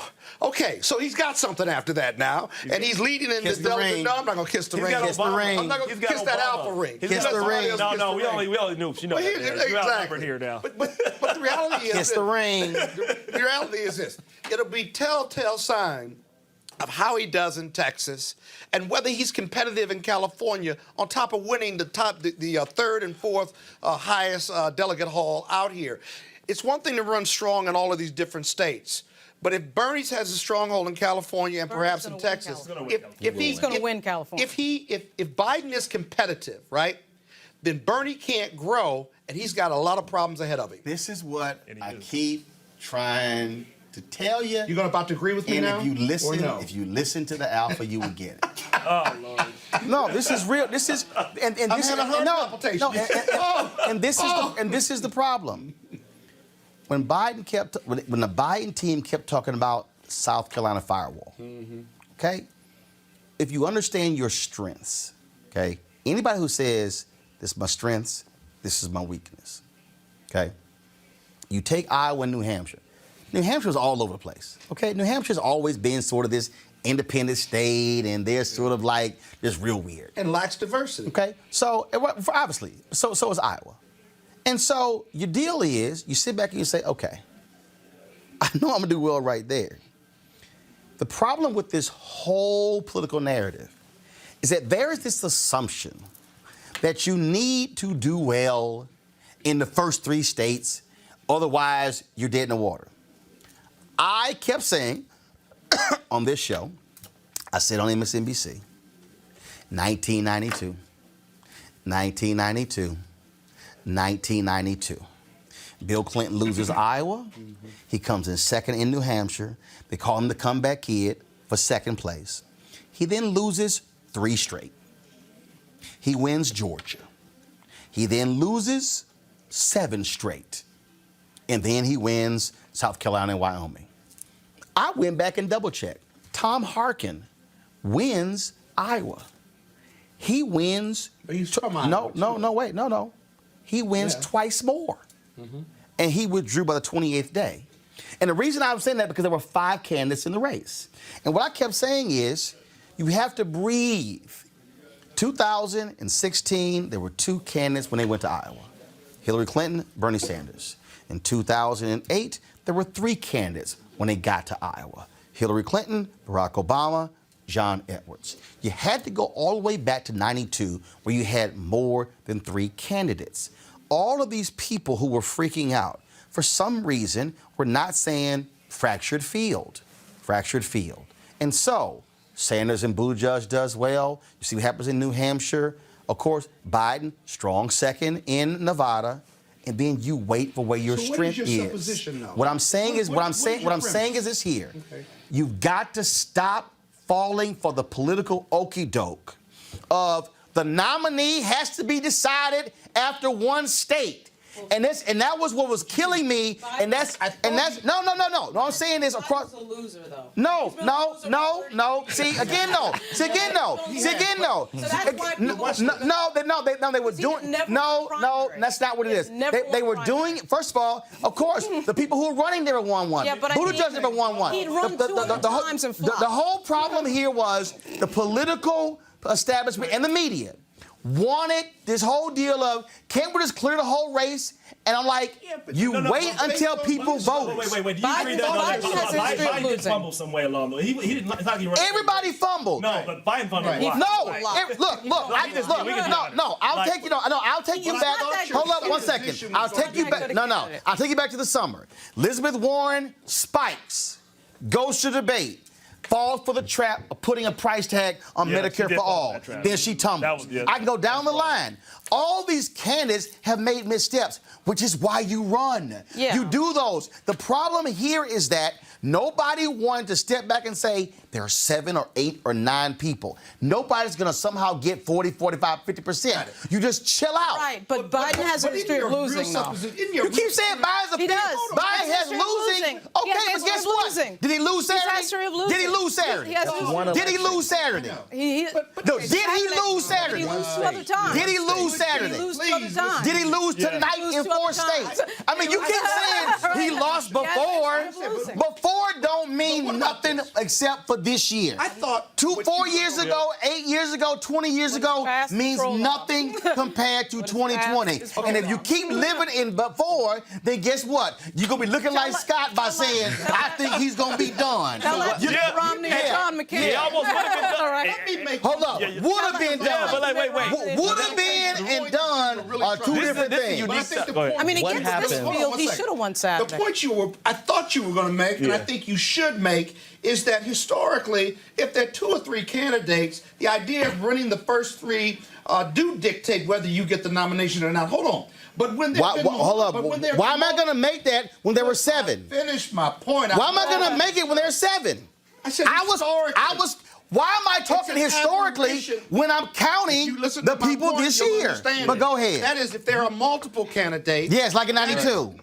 At 92 and now in 2020, then that historical rule does not apply. Which is why I was the one bringing up 1992. I am agreeing with you. You weren't clear to your public. No, I was very clear. You thought I wasn't clear last week, and then you got embarrassed tonight because you had to come here and you had to kiss the ring. I didn't kiss any ring. Hold on, what did you say last week? If there are 5 to 7 what did you say last week? All bets are off. Hey, control room, watch out, get that tape ready. When Scott was saying, after South Carolina, he's done. He's I was loud about But listen, but the reason why, I mean, traditionally, he was wrong. Just like his fraternity. Yep. At least you're ahead of yours. No. Listen, he loves Alpha. Listen, I know he loves Alpha. It's okay. You ain't got no choice. I got all that black and gold crap. But listen, look, he's having a good night. He had a good night. No one.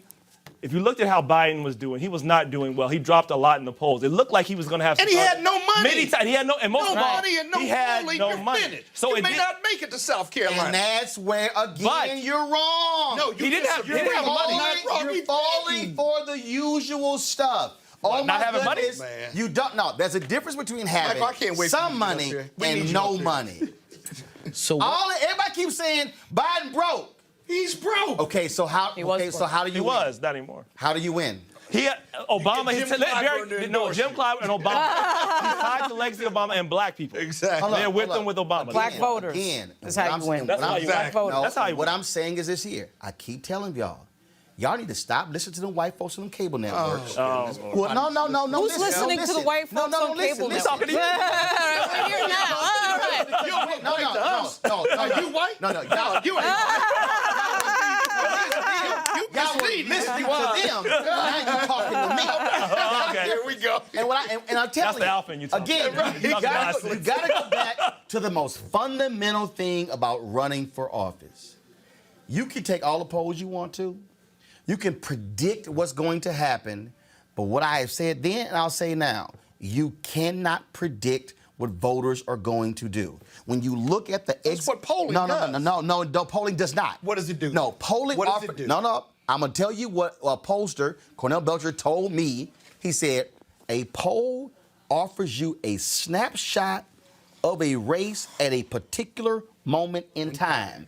It does not predict what is going to happen because things change. If you look at the Associated Press exit polling data tonight, what are they saying? Nearly 40, in some places, 48% of people decided at the last minute. In the last 3 days. So guess what? That means that no poll in any Super Tuesday two state people dropped was out. done. Two people dropped out in the last 4 days. That's my point. You're proving my point. Right. So no poll can say this is what's going to happen in Virginia because there are variables there. And that was always the thing. So if you were a Biden, you bided your time. If you were Sanders, I keep telling Sanders supporters, y'all need to keep freaking out. They're trying to steal it from us. No, focus on running. Focus on running and winning. I agree with that. We agree on that. We agree on that, Ron. I mean, like, we agree. Y'all gonna steal it from the convention. Run. Why you focus on July? Why you focus on July when we in March? I agree. You gotta, run. Right. Exactly. And they will complain and say, we're waiting and it's not our turn. The establishment's against us. Well, but in the end, that's true, though. Don't you still have to? That may be true, but there are other challenges the establishment has. Yeah, but I mean, so you know what happened 4 years ago? The establishment was against them. Did you get one more vote to the next? True or false? That's Is the establishment for But that doesn't even Bernie? wait. The establishment wasn't for Obama either, though. So like, the establishment wasn't for Obama either. You got to find a way to win. The establishment was Bernie. You got to find a way to win. They weren't for Obama. If you spend all your time bitching about what somebody's doing to us and you ain't focused on running, then guess what? You're going to look up and you're going to have somebody on your ass. I'm telling you. You know what? Roland, a really good point that was made today was, Bernie said they were surprised by all the people that came out so quickly for Biden. I'm thinking you're not ready for prime time. This is war. You are in a competition with people. You should anticipate. The night is not over. Well, no, okay. no. No one's saying California and Texas. No, but here's the deal, though. You just said it like the night is over. No, but like Biden. The election's not over tonight. But Biden is Biden. Yeah, right. Biden is how is Biden doing? Biden is doing well in Massachusetts. Okay, listen. If Biden wins Massachusetts and it's close in California, I'm gonna say it's pretty close to over. That's cute. Exactly. That's cute. It's the pretty two close to biggest over. states tonight for delegates. No. California and Texas. It's close. Lauren, you keep talking about, he's going to win California and Texas. So what? The Democratic rules are What do you mean, different. so what? Right now in Texas, Sanders is at 28, Biden's at 22. Okay. If you do a breakdown of delegates, guess what? It's going to be a wash. Correct. It's different if Sanders wins. It's different if Sanders wins 40, 45, 48, 50 California and Texas, and Biden falls at 15, 18. That's different. But if you're Sanders and it's at 28, 22, 28, 25, it ain't like he's blowing them out. So the deal is... I didn't say he blew him out. I say he's going to win. Okay. Right, he's going to win. Okay, let me go back to 2008. What's winning, though? No, let me go back to 2008, Nevada. Obama and Clinton. Who won Nevada?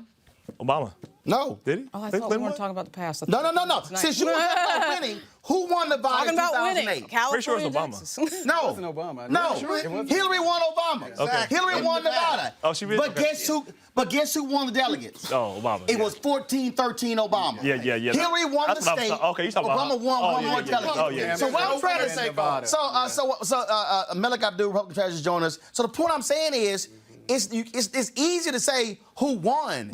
No, you got to look at what's the percentage. Who won the How many delegates did you get? because that's what really determines. That's winning. If you got a blowout, you win far more delegates. Right. But if it's at 28-25, that's the rules. It's all delegates. of a sudden, it's a whole different type deal. Yes, you can say, I won, but it comes down to how many delegates did you pick up? Mel, go ahead. Yeah, I mean, you make a very good point that it's going to, I think that Bernie probably will end up winning California. But as Roland said, I think what's going to happen with both California and Texas is that essentially they will cancel each other out. How many does Biden get? I'm both of those. First of all, you don't know. Tell it folks. Yeah, it's going to be close. It's not like I'm not sure. It will continue to wait be. 3 hours, you'll know. Yeah, it will continue to be a close race. But I think after tonight, I think Biden will cement his status as the front runner. I don't expect Bloomberg will probably get out. I think they said that he was reassessing his campaign. Man, he ain't going to be here. Yeah. Bloomberg is not getting out. No. Ego, E-G-O. And he has both ego and plenty of money. Yeah. And one of the He's things got that I waste mentioned, money. He could just even moving forward from Hey, he's helping the economy. Go pay some people. Michael Bloomberg will not get out tomorrow. He's going to wait one more week. After he loses next Tuesday, he's out. Yeah, and he's definitely going to Because lose reality, everything next Tuesday. He may be spending a lot of money because he believes in himself and believes that he definitely there's a path does. forward. He has when it to hits you spend. in the face, he may have the money, but when it hits you in the face, there's no path forward, and you start to try to justify. There's no spending path more forward millions. right now. Tonight. All right. It may And take he's him going- a minute as But he needed tonight to prove that. So I mean, he essentially needed all of that. Everybody got a plan until they get hit in the face. Now, hold on one second. Yep. First of all, we talk about this whole path forward. Path forward is also looked at in a much different way. So, for instance, Senator Elizabeth Warren dropped a memo the other day where she said that she's going to take it over to the convention. Warren's plan was, hey, if I stay in this race and I end up third in delegates, then I go to the convention with leverage. I go to the convention, it's like, okay, who know full well, if you're likely not going to have a winner on the first ballot, you then can say, who wants my delegates? The problem is this here. For Elizabeth Warren, it's her home state. Yes. That strategy works if you win Massachusetts. Right. I mean, you got to win. It don't work if you lose your home state. Yeah, I agree. What Bloomberg is looking at, Bloomberg after tonight, we gotta remember, he's a numbers guy. He's going to look at tonight and say, okay, did I come in first? Where did I come in second? Where did I come in third? But most importantly, how many delegates do I have at the end of the night? Now, let me look at the states moving forward. Can I come in second in these places or potentially win in these places? If all of a sudden it's no, and if it's all of a sudden I'm likely to come in third but fall below 15%, then I got to get the hell out. Because at the end of the day, if you running and you fall below 15%, you don't win any delegates. I mean, so you're spending. Then he's wasting his money. Right. Then he's wasting when you're his spending money. money, His money. it's like take Tom Steyer. Yeah. Right. Tom Steyer dropped His negatives was through the roof. $23 million in South Carolina, more than anybody else. How much you spent on that concert? How many delegates did he get in South Carolina? One. Did he get one? One. Oh, I didn't know he got one. In fact, I dare say, remember, prior to this year, the record for expenditure in the presidential campaign and getting one delegate, who was it? What was it, Greg? Was it John Connolly or Phil Graham? I think when Phil Graham ran, I think he spent like $10 million, got one delegate. Doc, when you spend, now that was $23 million on ads. We ain't talking about staff. We ain't even talking about the other states. Tom Steyer dropped more than $100 million. Yeah, and got one delegate. For one delegate. Wow, he could have done so much. Two of them, Steyer and Bloomberg, just proved that you can't just show up and spend a bunch of money and win. Why can't you? Right. Well, you're right. Because they didn't. Why can't you? I'm gonna tell you right now. Right, You might be a billionaire, but when you spend more than $100 million for one delegate, you sitting at home pissed. You like that? Make that back in 30 days. Hey, Scott. Billionaires make money every day. You a lie. He will not be sitting at home. Scott, if you spend it on love, you be sitting at home. Scott, if you ran for the presidency, you be sitting at home. Scott, if you I ran be out there trying to make more money. Scott, if you ran for the presidency of the National Bar Association, and if you spent $30,000 running, and lost, and you ended up with 5 votes, you be like, what The hell I spend 30,000. Yeah, it wouldn't happen. He's a noob, he says. It wouldn't happen. Yeah, you're right. He wouldn't get 5 votes, he'd get 2. You're right. He wouldn't get 5 votes, he'd get 2. That's a lot of money. Is this panel about me? No, but you're right. But no, hold on. No, that wasn't what he said. You turned around. That's your Yeah. Anyway, I don't appreciate it. But really, if Biden's going to go ahead and lead, he becomes the front runner. Let's say he actually goes on to become the nominee. He will have to work to make sure that he brings in Bernie supporters, which can be done. He can't just can or cannot be done. It can. It can be done. It has to be done. It's 20. A lot of work. Yeah, it doesn't matter. It's worth it, right? Yeah, you have to at least Where else be are able they to going to go? Well, it's not. They're going but they're going to stay home. Stay home. When did they go in 2016? So the numbers that we're seeing a turnout says nobody's staying home. Yeah, well, very well. Seeing record turnouts we could since see Trump the same, something similar, and it's just a small sliver of what we saw in 2008 with the Pumas. Remember the party Uni My Ass, those Hillary Clinton supporters who were so dead set against Obama, who some of them actually did stay at home in 2008. We could see a repeat of that in 2008. In an election this year, I think will actually be a little closer than what it was in 2016. Because what they don't have there's very little wiggle room that we have to Trump work excites with. his base. It's not going to be easy. We've been seeing record. But he also sets his people on fire. They are coming out. What you got to look at is in New Hampshire and Iowa, they had record numbers come out. He doesn't even have opposition. He is going to motivate his people. First of all, so go back a second. First of all, Hillary Clinton got 3 million. Wait. Hillary Clinton got 3 billion more. That's like the same argument she lost, though. Number 2, Trump shows up, and in 2017 we saw record turnout. We're seeing it again tonight. That's anti-Trump vote. Nobody's staying home. And nobody he is going to lose to whoever the nominee is. I'm not going to guarantee that. I'm not guaranteeing that. I'm not sure if I'm not sure. Stand for something. It sounds great in theory, but I'm not sure if the anti-Trump vote is enough to elect. Because you saw it in 2018, and you're seeing it tonight. I'm not. Well, we don't know exactly. We don't know exactly what we're seeing right now because there's still a number of. Let me ask you a question. I'm from Ohio, so I got a different view. Let me ask you a question. Did we see anti-Trump vote in 2018? Yeah. Hell yeah. Yeah, we did. Hold on. Wait. Alabama. What happened in 2018?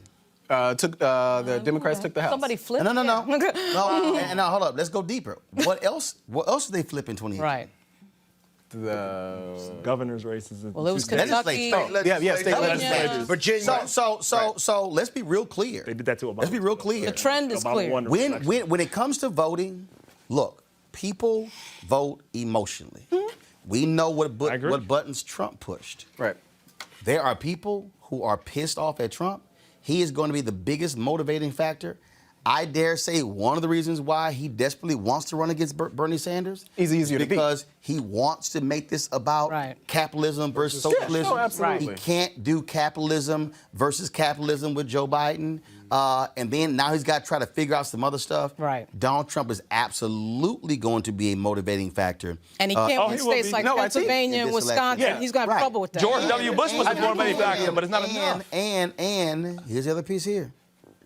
Donald Trump made a series of promises to a whole bunch of broke-ass white people. 10% of dairy farmers in Wisconsin have declared bankruptcy. But you're being like you're saying numbers. Emotionally, he's making them feel good about themselves. Like I'm not. I don't like Trump, but like he's he's great at. No. Let me go back. No, he doesn't. Okay. Donald, let me go back. He's gonna lose. Donald Trump. Let me go back. Donald Trump won 3 states by 78,000 votes. Correct. One of those states was Wisconsin. How many votes did he win Wisconsin by? It was 10,000 or 13,000. It was about 10,000. I thought so. Yeah. So if 10% of dairy farmers in Wisconsin filed bankruptcy, guess what? They got employees. They got family members. I'm telling you. And here's the other piece: the Democrats greatly underestimated voter suppression, the impact of voter ID. Right. According to various studies, nearly 200,000 people were impacted by the voter ID law. That was 16. That is not happening again in 2020. And Stacey wait. In 18, it was still. I hear you, but in 18, Wisconsin was still a 1% race. 1%. Even with Walker being a horrible governor. Okay, what was the 1% race? The governor's race, it was really close. Yes. It was extremely. So what I'm saying is, yes, but like, okay, if we're talking about, the trend is blue. Time out. The trend is blue. Time out. If we go back, okay, wait a minute. Let's go back to Obama. Wait. It's a governor's race. Wait. Let me go back to Obama, right? Republicans were saying the same things we're saying right now. Look at what happened. Look what happened in 2010. We swept out the government. Yep. We made history. We did all this. And they did. They set records for all the legislators they took over, and Obama whopped Mitt Romney. Okay, so like, all I'm saying is I'm not saying that he's going to win. I'm saying do not underestimate him. First of all, one second. I'm not underestimating him. What I'm saying is Democrats keep talking like Trump won by 3 million votes. I know. I'm like, exactly. But you don't have a Hillary Clinton running, and that's the problem. Thank goodness. Thank goodness, because actually, but I'm not sure that candidate than so even if Hillary Clinton with all her problems, now of course she got about 3.4 or so million votes in California. So California alone could have won her the presidency. Right. Yeah, but I think that the problem is that what Democrats have this time is, and why I do agree that the anti-Trump resentment is going to be a motivating force to get people out. I don't know if that alone, if you don't have an inspiring candidate to bring people to the polls. Nobody's going to have to beg Joe Biden to go to Wisconsin and Michigan and Pennsylvania. No, not at all. Hillary Clinton, for some dumb reason, decided, let's not go to Wisconsin and Michigan and Pennsylvania. It was stupid. Yeah, it was stupid. Biden ain't making that. Let's go back to the Wisconsin farmers who have filed bankruptcy. I think that makes all the sense in the world. With one caveat, and that is this. What is the RNC's message to those 10% of Trumpsters who have gone into bankruptcy? He's argued to them that this was necessary, asked them to weather it, gave them money to weather it because we needed to fight China. That message, I'm talking about messaging. And they believe him. And they believe him. They believe that. They believe him. Hold up, wait. So Hold up. you may be right, but that's a big caveat. Hold up. That they want to vote elsewhere. Some believe him. Yeah. I've read numerous stories. There are some pissed off. There's some pissed.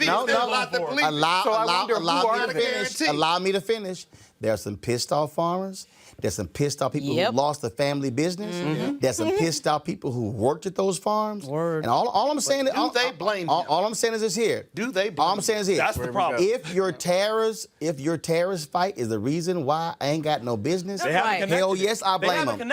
Okay, you keep saying they haven't, but that's wrong. America shouldn't be voting for him anyway. First of all, he's emotional support. Let me say it again. Let me say it again. Is there what you're saying? You're wrong. He's president. No, I'm talking about right now. That's a pretty good one. He's president minus 3 million. He's president minus 3 million. No, okay, stop. First of all, let's stop. He enacted the tariff piece after he won. Right. It's different to say I connected with you emotionally He said he's going to do before. But then, no. He's doing no. He did Stop. do the campaign. Stop. You know, Roland. Stop. I got to tell you. Stop. You know, He said, no, how listen. this debate is going, Listen. and He how you said, leading the debate. listen. He said, he said, I mean, man, it's your show. Listen, stop talking. First of all, that's what you learned last week. It's a difference between saying, I'm going to do this, and then you go, oh shit, we didn't know that was going to be the repercussions of what you're going to do. Right. Which is why But you're making our point. No. The reality is here. There are people in Iowa and Wisconsin who are pissed off. Yep. There are people, and look, they're there. And all I'm saying is this here. He's going to win Iowa. You're He's Trump. lose You're Wisconsin, going to Michigan. need all of the people who voted for you last time. You can't suffer any erosion. But what I wonder, so what's your answer to that? That's a good point. What's your answer to that? If you have those, for instance, you're talking about the 10% of the Iowa farmers. Now, my question would be, do they normally vote Republican? If they normally vote Republican, they're going. That's what I'm saying. So even though we're saying 10%, if they normally vote Republican, as Rob said, they may not necessarily, and Roland said, people are emotional voters. Right. They may not necessarily connect that, well, Trump is responsible, and especially if you have someone like Bernie Sanders as the alternative. Now, they can stay home. Guys, I'm just not sure if that number of voters will be enough to change the trajectory against Donald Trump. Folks, again, if you win a state by 10,000 votes, you can ill afford any erosion. Right. That's true. That's first. Second, and is also the piece, to say I don't know if they can tie it to Trump, when it was Trump's tariff fight that is the reason soybeans are not being purchased. Yep. It's the reason milk is not being purchased. You can't blame it on Democrats in Congress. Right. You can't blame it on Republicans in Congress. You could say it's only one person. You're making a logical argument. But you're right. But you're right. intellectualizing. Exactly. No, I'm not. You're making and this is an emotional It's real issue. basic. I agree. Y'all, this is going to be the Democratic ad in Wisconsin. Ladies and gentlemen, hi, I'm Joe Biden. Or, ladies and gentlemen, I'm Bernie Sanders. Did you used to have a farm? This dude here is the reason why you don't have a farm. His tariffs battle is the reason you couldn't sell milk. This man here is the reason you couldn't sell soybeans. Now, who you going to vote for? The man who put you out of business and then who made you go get food stamps and the man who put you on government benefits, or you're going to vote for me who's going to fight for the dairy farmer in Wisconsin or the soybean farmer in Iowa? You got to make a decision. Okay. Y'all, this whole deal about y'all talking about I'm intellectualizing. Let me do the Republican. I was going to do it too. Ladies and gentlemen, my name Donald Trump, right? We know you don't have your farm no more, but you know what you do have? We paid you because we had to fight China for a better future for your kids. So you may not have your farm anymore, but we've given you government funding, and we're going to help you get your farm back. And we're in a better position economically. Yeah, And we have your because of Supreme China. Court Scott, when justice. the money is out, the bank account, you're So going when you about Allow me. Okay. vote for Donald Trump. Allow me. because I'm on your side, emotionally, practically. Oh, please. We're going to go Allow win this me thing. to That's a retort. vote for Joe Biden. Allow me to retort. Here's the Joe Biden Bernie Sanders ad. You didn't get no money for your farm. Monsanto did. They won't even know. Monsanto is a great excuse me. company. They won't If care. y'all- They're going to make a y'all- comeback. hold up. They don't care about that. Hold up. Financially, Be totally different. You're going to have as many soybeans y'all as obviously- possible. y'all obviously- because Donald I'm Trump is Donald going to Trump. listen, he's going to talk about. And I'm going to get reelected. I'm going to make sure we. Let me ask a question. You lost it Let in me first ask a term, question. second term, When last you're time gonna either get it. one of y'all traveled to Wisconsin or Iowa? I've been to Ohio. I've been to Ohio. No. Close enough. I've been to Ohio. Allow me. Ohio's No, like no. Wisconsin. I've been to Wisconsin, First of all, and I've been to I Iowa, need you to and I've listen. talked to people I that need live in the you- Midwest. I I'm need telling you, they don't you blame Trump I for their need loss. you to listen to the question and then respond with an answer. I didn't ask you, have you been? I asked you, when's the last time you've been to Iowa or Wisconsin? Every day. I'm in Ohio. I'm in the Midwest. God damn it, I said Iowa or Wisconsin. I didn't say Ohio. It's the same thing. Cursing at my friend, brother. Can you cap us here? Cursing at my friend, brother. Let me ask you a question. If I say We on both Iowa sides and of you. Wisconsin, did I say the other four-letter word, Ohio? I live in the Midwest. I'm going to ask you again. Rod, I'm going to ask you again. Rob, I'm going to ask you again. When the last time you been to Iowa? Man, don't let him bully you, man. I've been there a lot. When is the last time you been to Iowa? He bullies you, and then he's going to pick. I understand Ohio. Rob, when is the last time you been to Iowa? It doesn't matter. Rob, when is the last time you been to Iowa? Swing. I live in the Midwest. When is the last time you been to I Iowa? was there 3 months ago. Where? In Iowa. Where? Des Moines. Really? Were you passing I'm through? on the highway from Joliet, Illinois, where I was born and raised. And you drove right through Iowa. I didn't drive through. I flew and got off. I had meetings there, and I was talking to voters. Who had meetings? Republicans and Democrats. You know you lying Half right of now. the DNC. We got farmers all in Y'all, Ohio. hold on. If y'all want to see a Why am I lying lying? face, get I a just solo said- shot of Scott. I just said- Scott, because y'all, This is the face of truth. He's straight lying. This is the face of democracy. And he a lawyer. This is the face of Joe Biden. This is not Now, the face of a there's liar. farmers in now Ohio. Put the camera I had to meet with- on. Put the camera on. Now, y'all, There he is. now, y'all also what is notice this here. He couldn't answer the damn I question. didn't have to. But I did. I'm around farmers all the time. No. Brad, I Hold got on. you. Hold on. Where were you Y'all, going y'all, with that? y'all. You were going where y'all, were you going? Where I'm going with where that you is, going with that? Yeah, we it's, wanna know. it's real Inquire interesting mind. when you say what they're saying that when you ain't been there, ain't talked to nobody I just there. told you I was I'm there. not done. And then when you say I'm from Ohio, that's another four-letter state. You ain't been to Iowa. Here's the piece, y'all. It's the Midwest. They're not that different. No. They're very close. They're not Excuse that me. See, different. here's the whole deal. When you got got somebody something talking about they're the same, first of all, I don't want to hear another. Here's what. Nobody from Ohio can talk. You know why? Trump 'Cause you won don't let him Ohio. talk on the Trump show. won Ohio by 450 5,000 votes. That's why he I know won Ohio. Wisconsin by 10,000. Can't nobody from Ohio say what the hell they thinking in Wisconsin. A lot when he more won by farmers. 450. So what are they thinking in Wisconsin? Donald Trump did not win farmers in Ohio. Let's go to a commercial break. Yes, he did. Donald Trump You gonna tell me because the host has lost his workers mind. in Ohio He want farmers who too. did not like a farmer is a NAFTA. farmer. So you think Ohio's that much different than Iowa and you're a farmer? The It's just numbers- more the people. affected The you the numbers same for way. Wisconsin- It's more farmers. Let's go to a commercial Y'all- break. The numbers from Wisconsin and Ohio are totally different. Bottom line is this here. You can't remotely compare Ohio and Iowa. You can't. Hell, if that's the case, I'm just going to compare Iowa and Illinois. They right next door to each other. You could do that when you compare farming. You know what? and I said tariffs Parts of and the Ohio are impact. like that. Let's get- Ohio's You a know very what? diverse You know state. what? Let's get to some You know what? results. Because Roland didn't finish his Here's point. what Roland- I see. It's taking too I long see for how him. y'all pledge Kappa. Obviously, Y'all could not Did you pledge get Alpha? into any other fraternity. Right? All right, folks. Let me You give didn't want to be in Let me give you, You know some what? numbers Let me tell you here. something. Let me give you some numbers I'm here. done with this. I am. Yeah, you I'm done. never coming on here again. You done. I'm resigning. You done because you've been wrong. Get me out of the rotation. You done right now. because you've been wrong. Let me give you about 5.4% of the polling results are in Texas in the U.S. Senate race. Mary Hagar is leading. Christina Ramirez is second. Two black candidates. They Senator Royce West is third. Amanda Edwards is fourth. Mary Hagar, of course, was a candidate the Democrats got behind. Royce West told me yesterday he felt Democrats put their thumb on the scale by backing one candidate, even though he has been a state senator for nearly 30 years. And Amanda Edwards, a sister, she was a city councilwoman in Houston. And so we're monitoring those results there as well. As I said, the sister in North Carolina who was running against Cal Cunningham, she lost for that bid. He won the Democratic nomination for the U.S. Senate, and he'll be facing Tom Tillis in the fall as well. So we'll follow. So we're not just focused on the presidential race. We've also been covering a lot of these races of African Americans we've been talking to who are running in North Carolina, running in some other states as well. So we'll be giving you some of those results. Let me ask you this, folks. When we talk about states coming up, when you look at Arkansas, we're waiting on those results from Arkansas, waiting on what's happening in Tennessee. They, of course, were greatly impacted by the tornadoes that tore through that state today. 25 people were killed in Tennessee, and so certainly our thoughts and prayers go to the folks of Tennessee there as a result of that. Again, when we're looking at the election results, still waiting on those states. And, whoa. Are you serious? Can you post them? Up or no? Joe Biden wins Minnesota. Oh, it's over.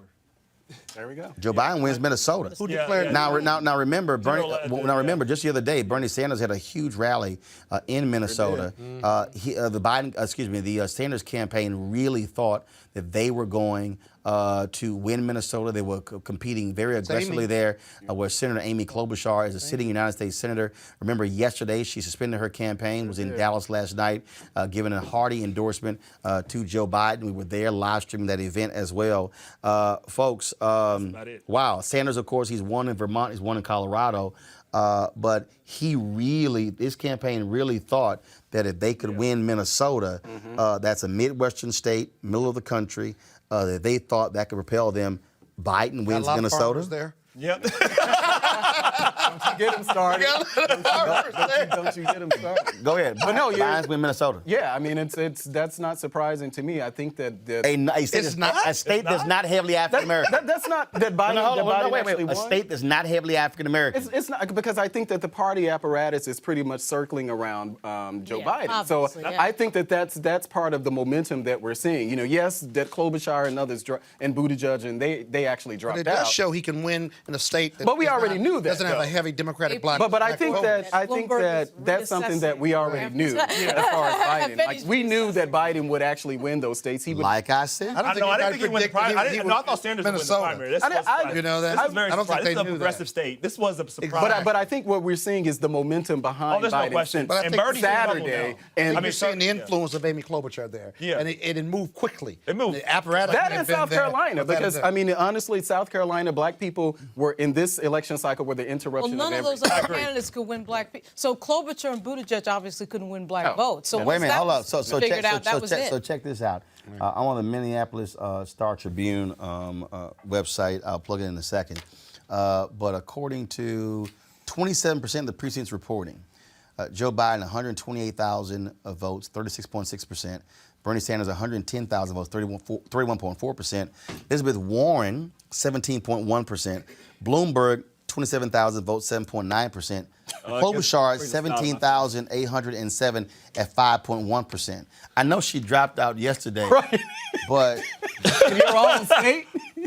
Maybe it wasn't her fact. Maybe it was. Yeah, in your own state. I mean, listen, if you got news that she wasn't in the race and you still wanted to vote for her. Yeah, but she just dropped out last night. Yeah. Well, it's a good thing she did. But I wonder, is it going to be similar to what we're seeing in some of the other states as far as the late deciders? After Saturday, how many of those But this people is pretty actually much, said? I mean, Biden's now to lose by all But counts. was Klobuchar ever leading in? No, probably not. The fact that Biden won Minnesota, that cannot be understated. That is a big deal. That is an upset.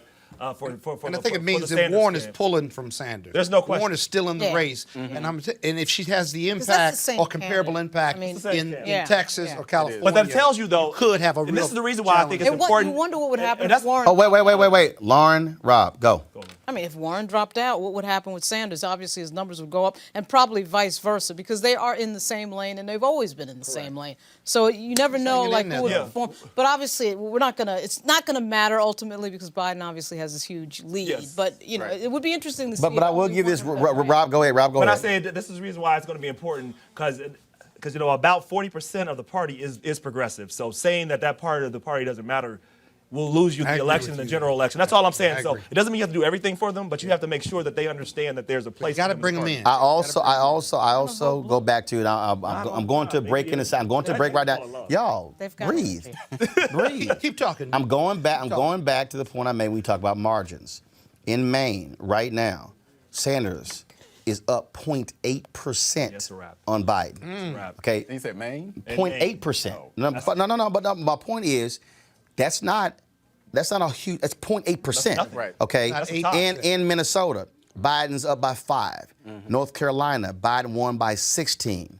Oklahoma, Biden won by 22. Yeah, night's over. In Colorado, Sanders won by 13. Massachusetts right now, Biden's up 9 against Sanders. In Arkansas, Biden is up 11 against Sanders. Alabama wasn't even close, 61% to 16% to Sanders. And now if I go down to Tennessee right now, Biden's up 16 points in Tennessee. Sanders is up 5 in Texas. And so you're seeing, again, where Biden has more states where he has double-digit leads compared to Senator Bernie Sanders. Got to go to a break, folks. When we come back, more Roland Martin Unfiltered back in a moment. You want to check out Roland Martin Unfiltered?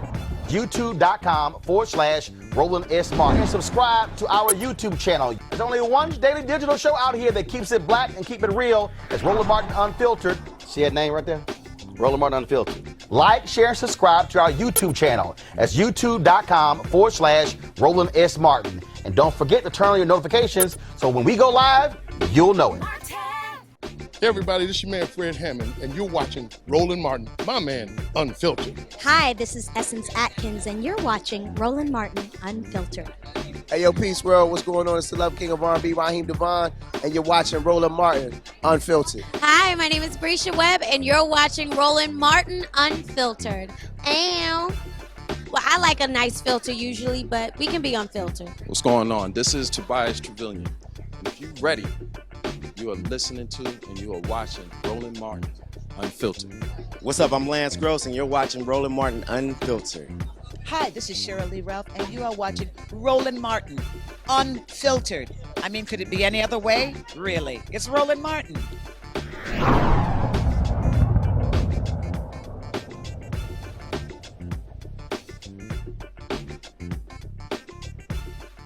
You want to support Roland Martin Unfiltered? Be sure to join our Bring the Funk fan club. Every dollar that you give to us supports our daily digital show. There's only one daily digital show out here that keeps it black and keep it real. It's Roland Martin Unfiltered. Support the Roland Martin Unfiltered daily digital show by going to RolandMartinUnfiltered.com. Our goal is to get 20,000 of our fans contributing $50 each for the whole year. You can make this possible. RolandMartinUnfiltered.com.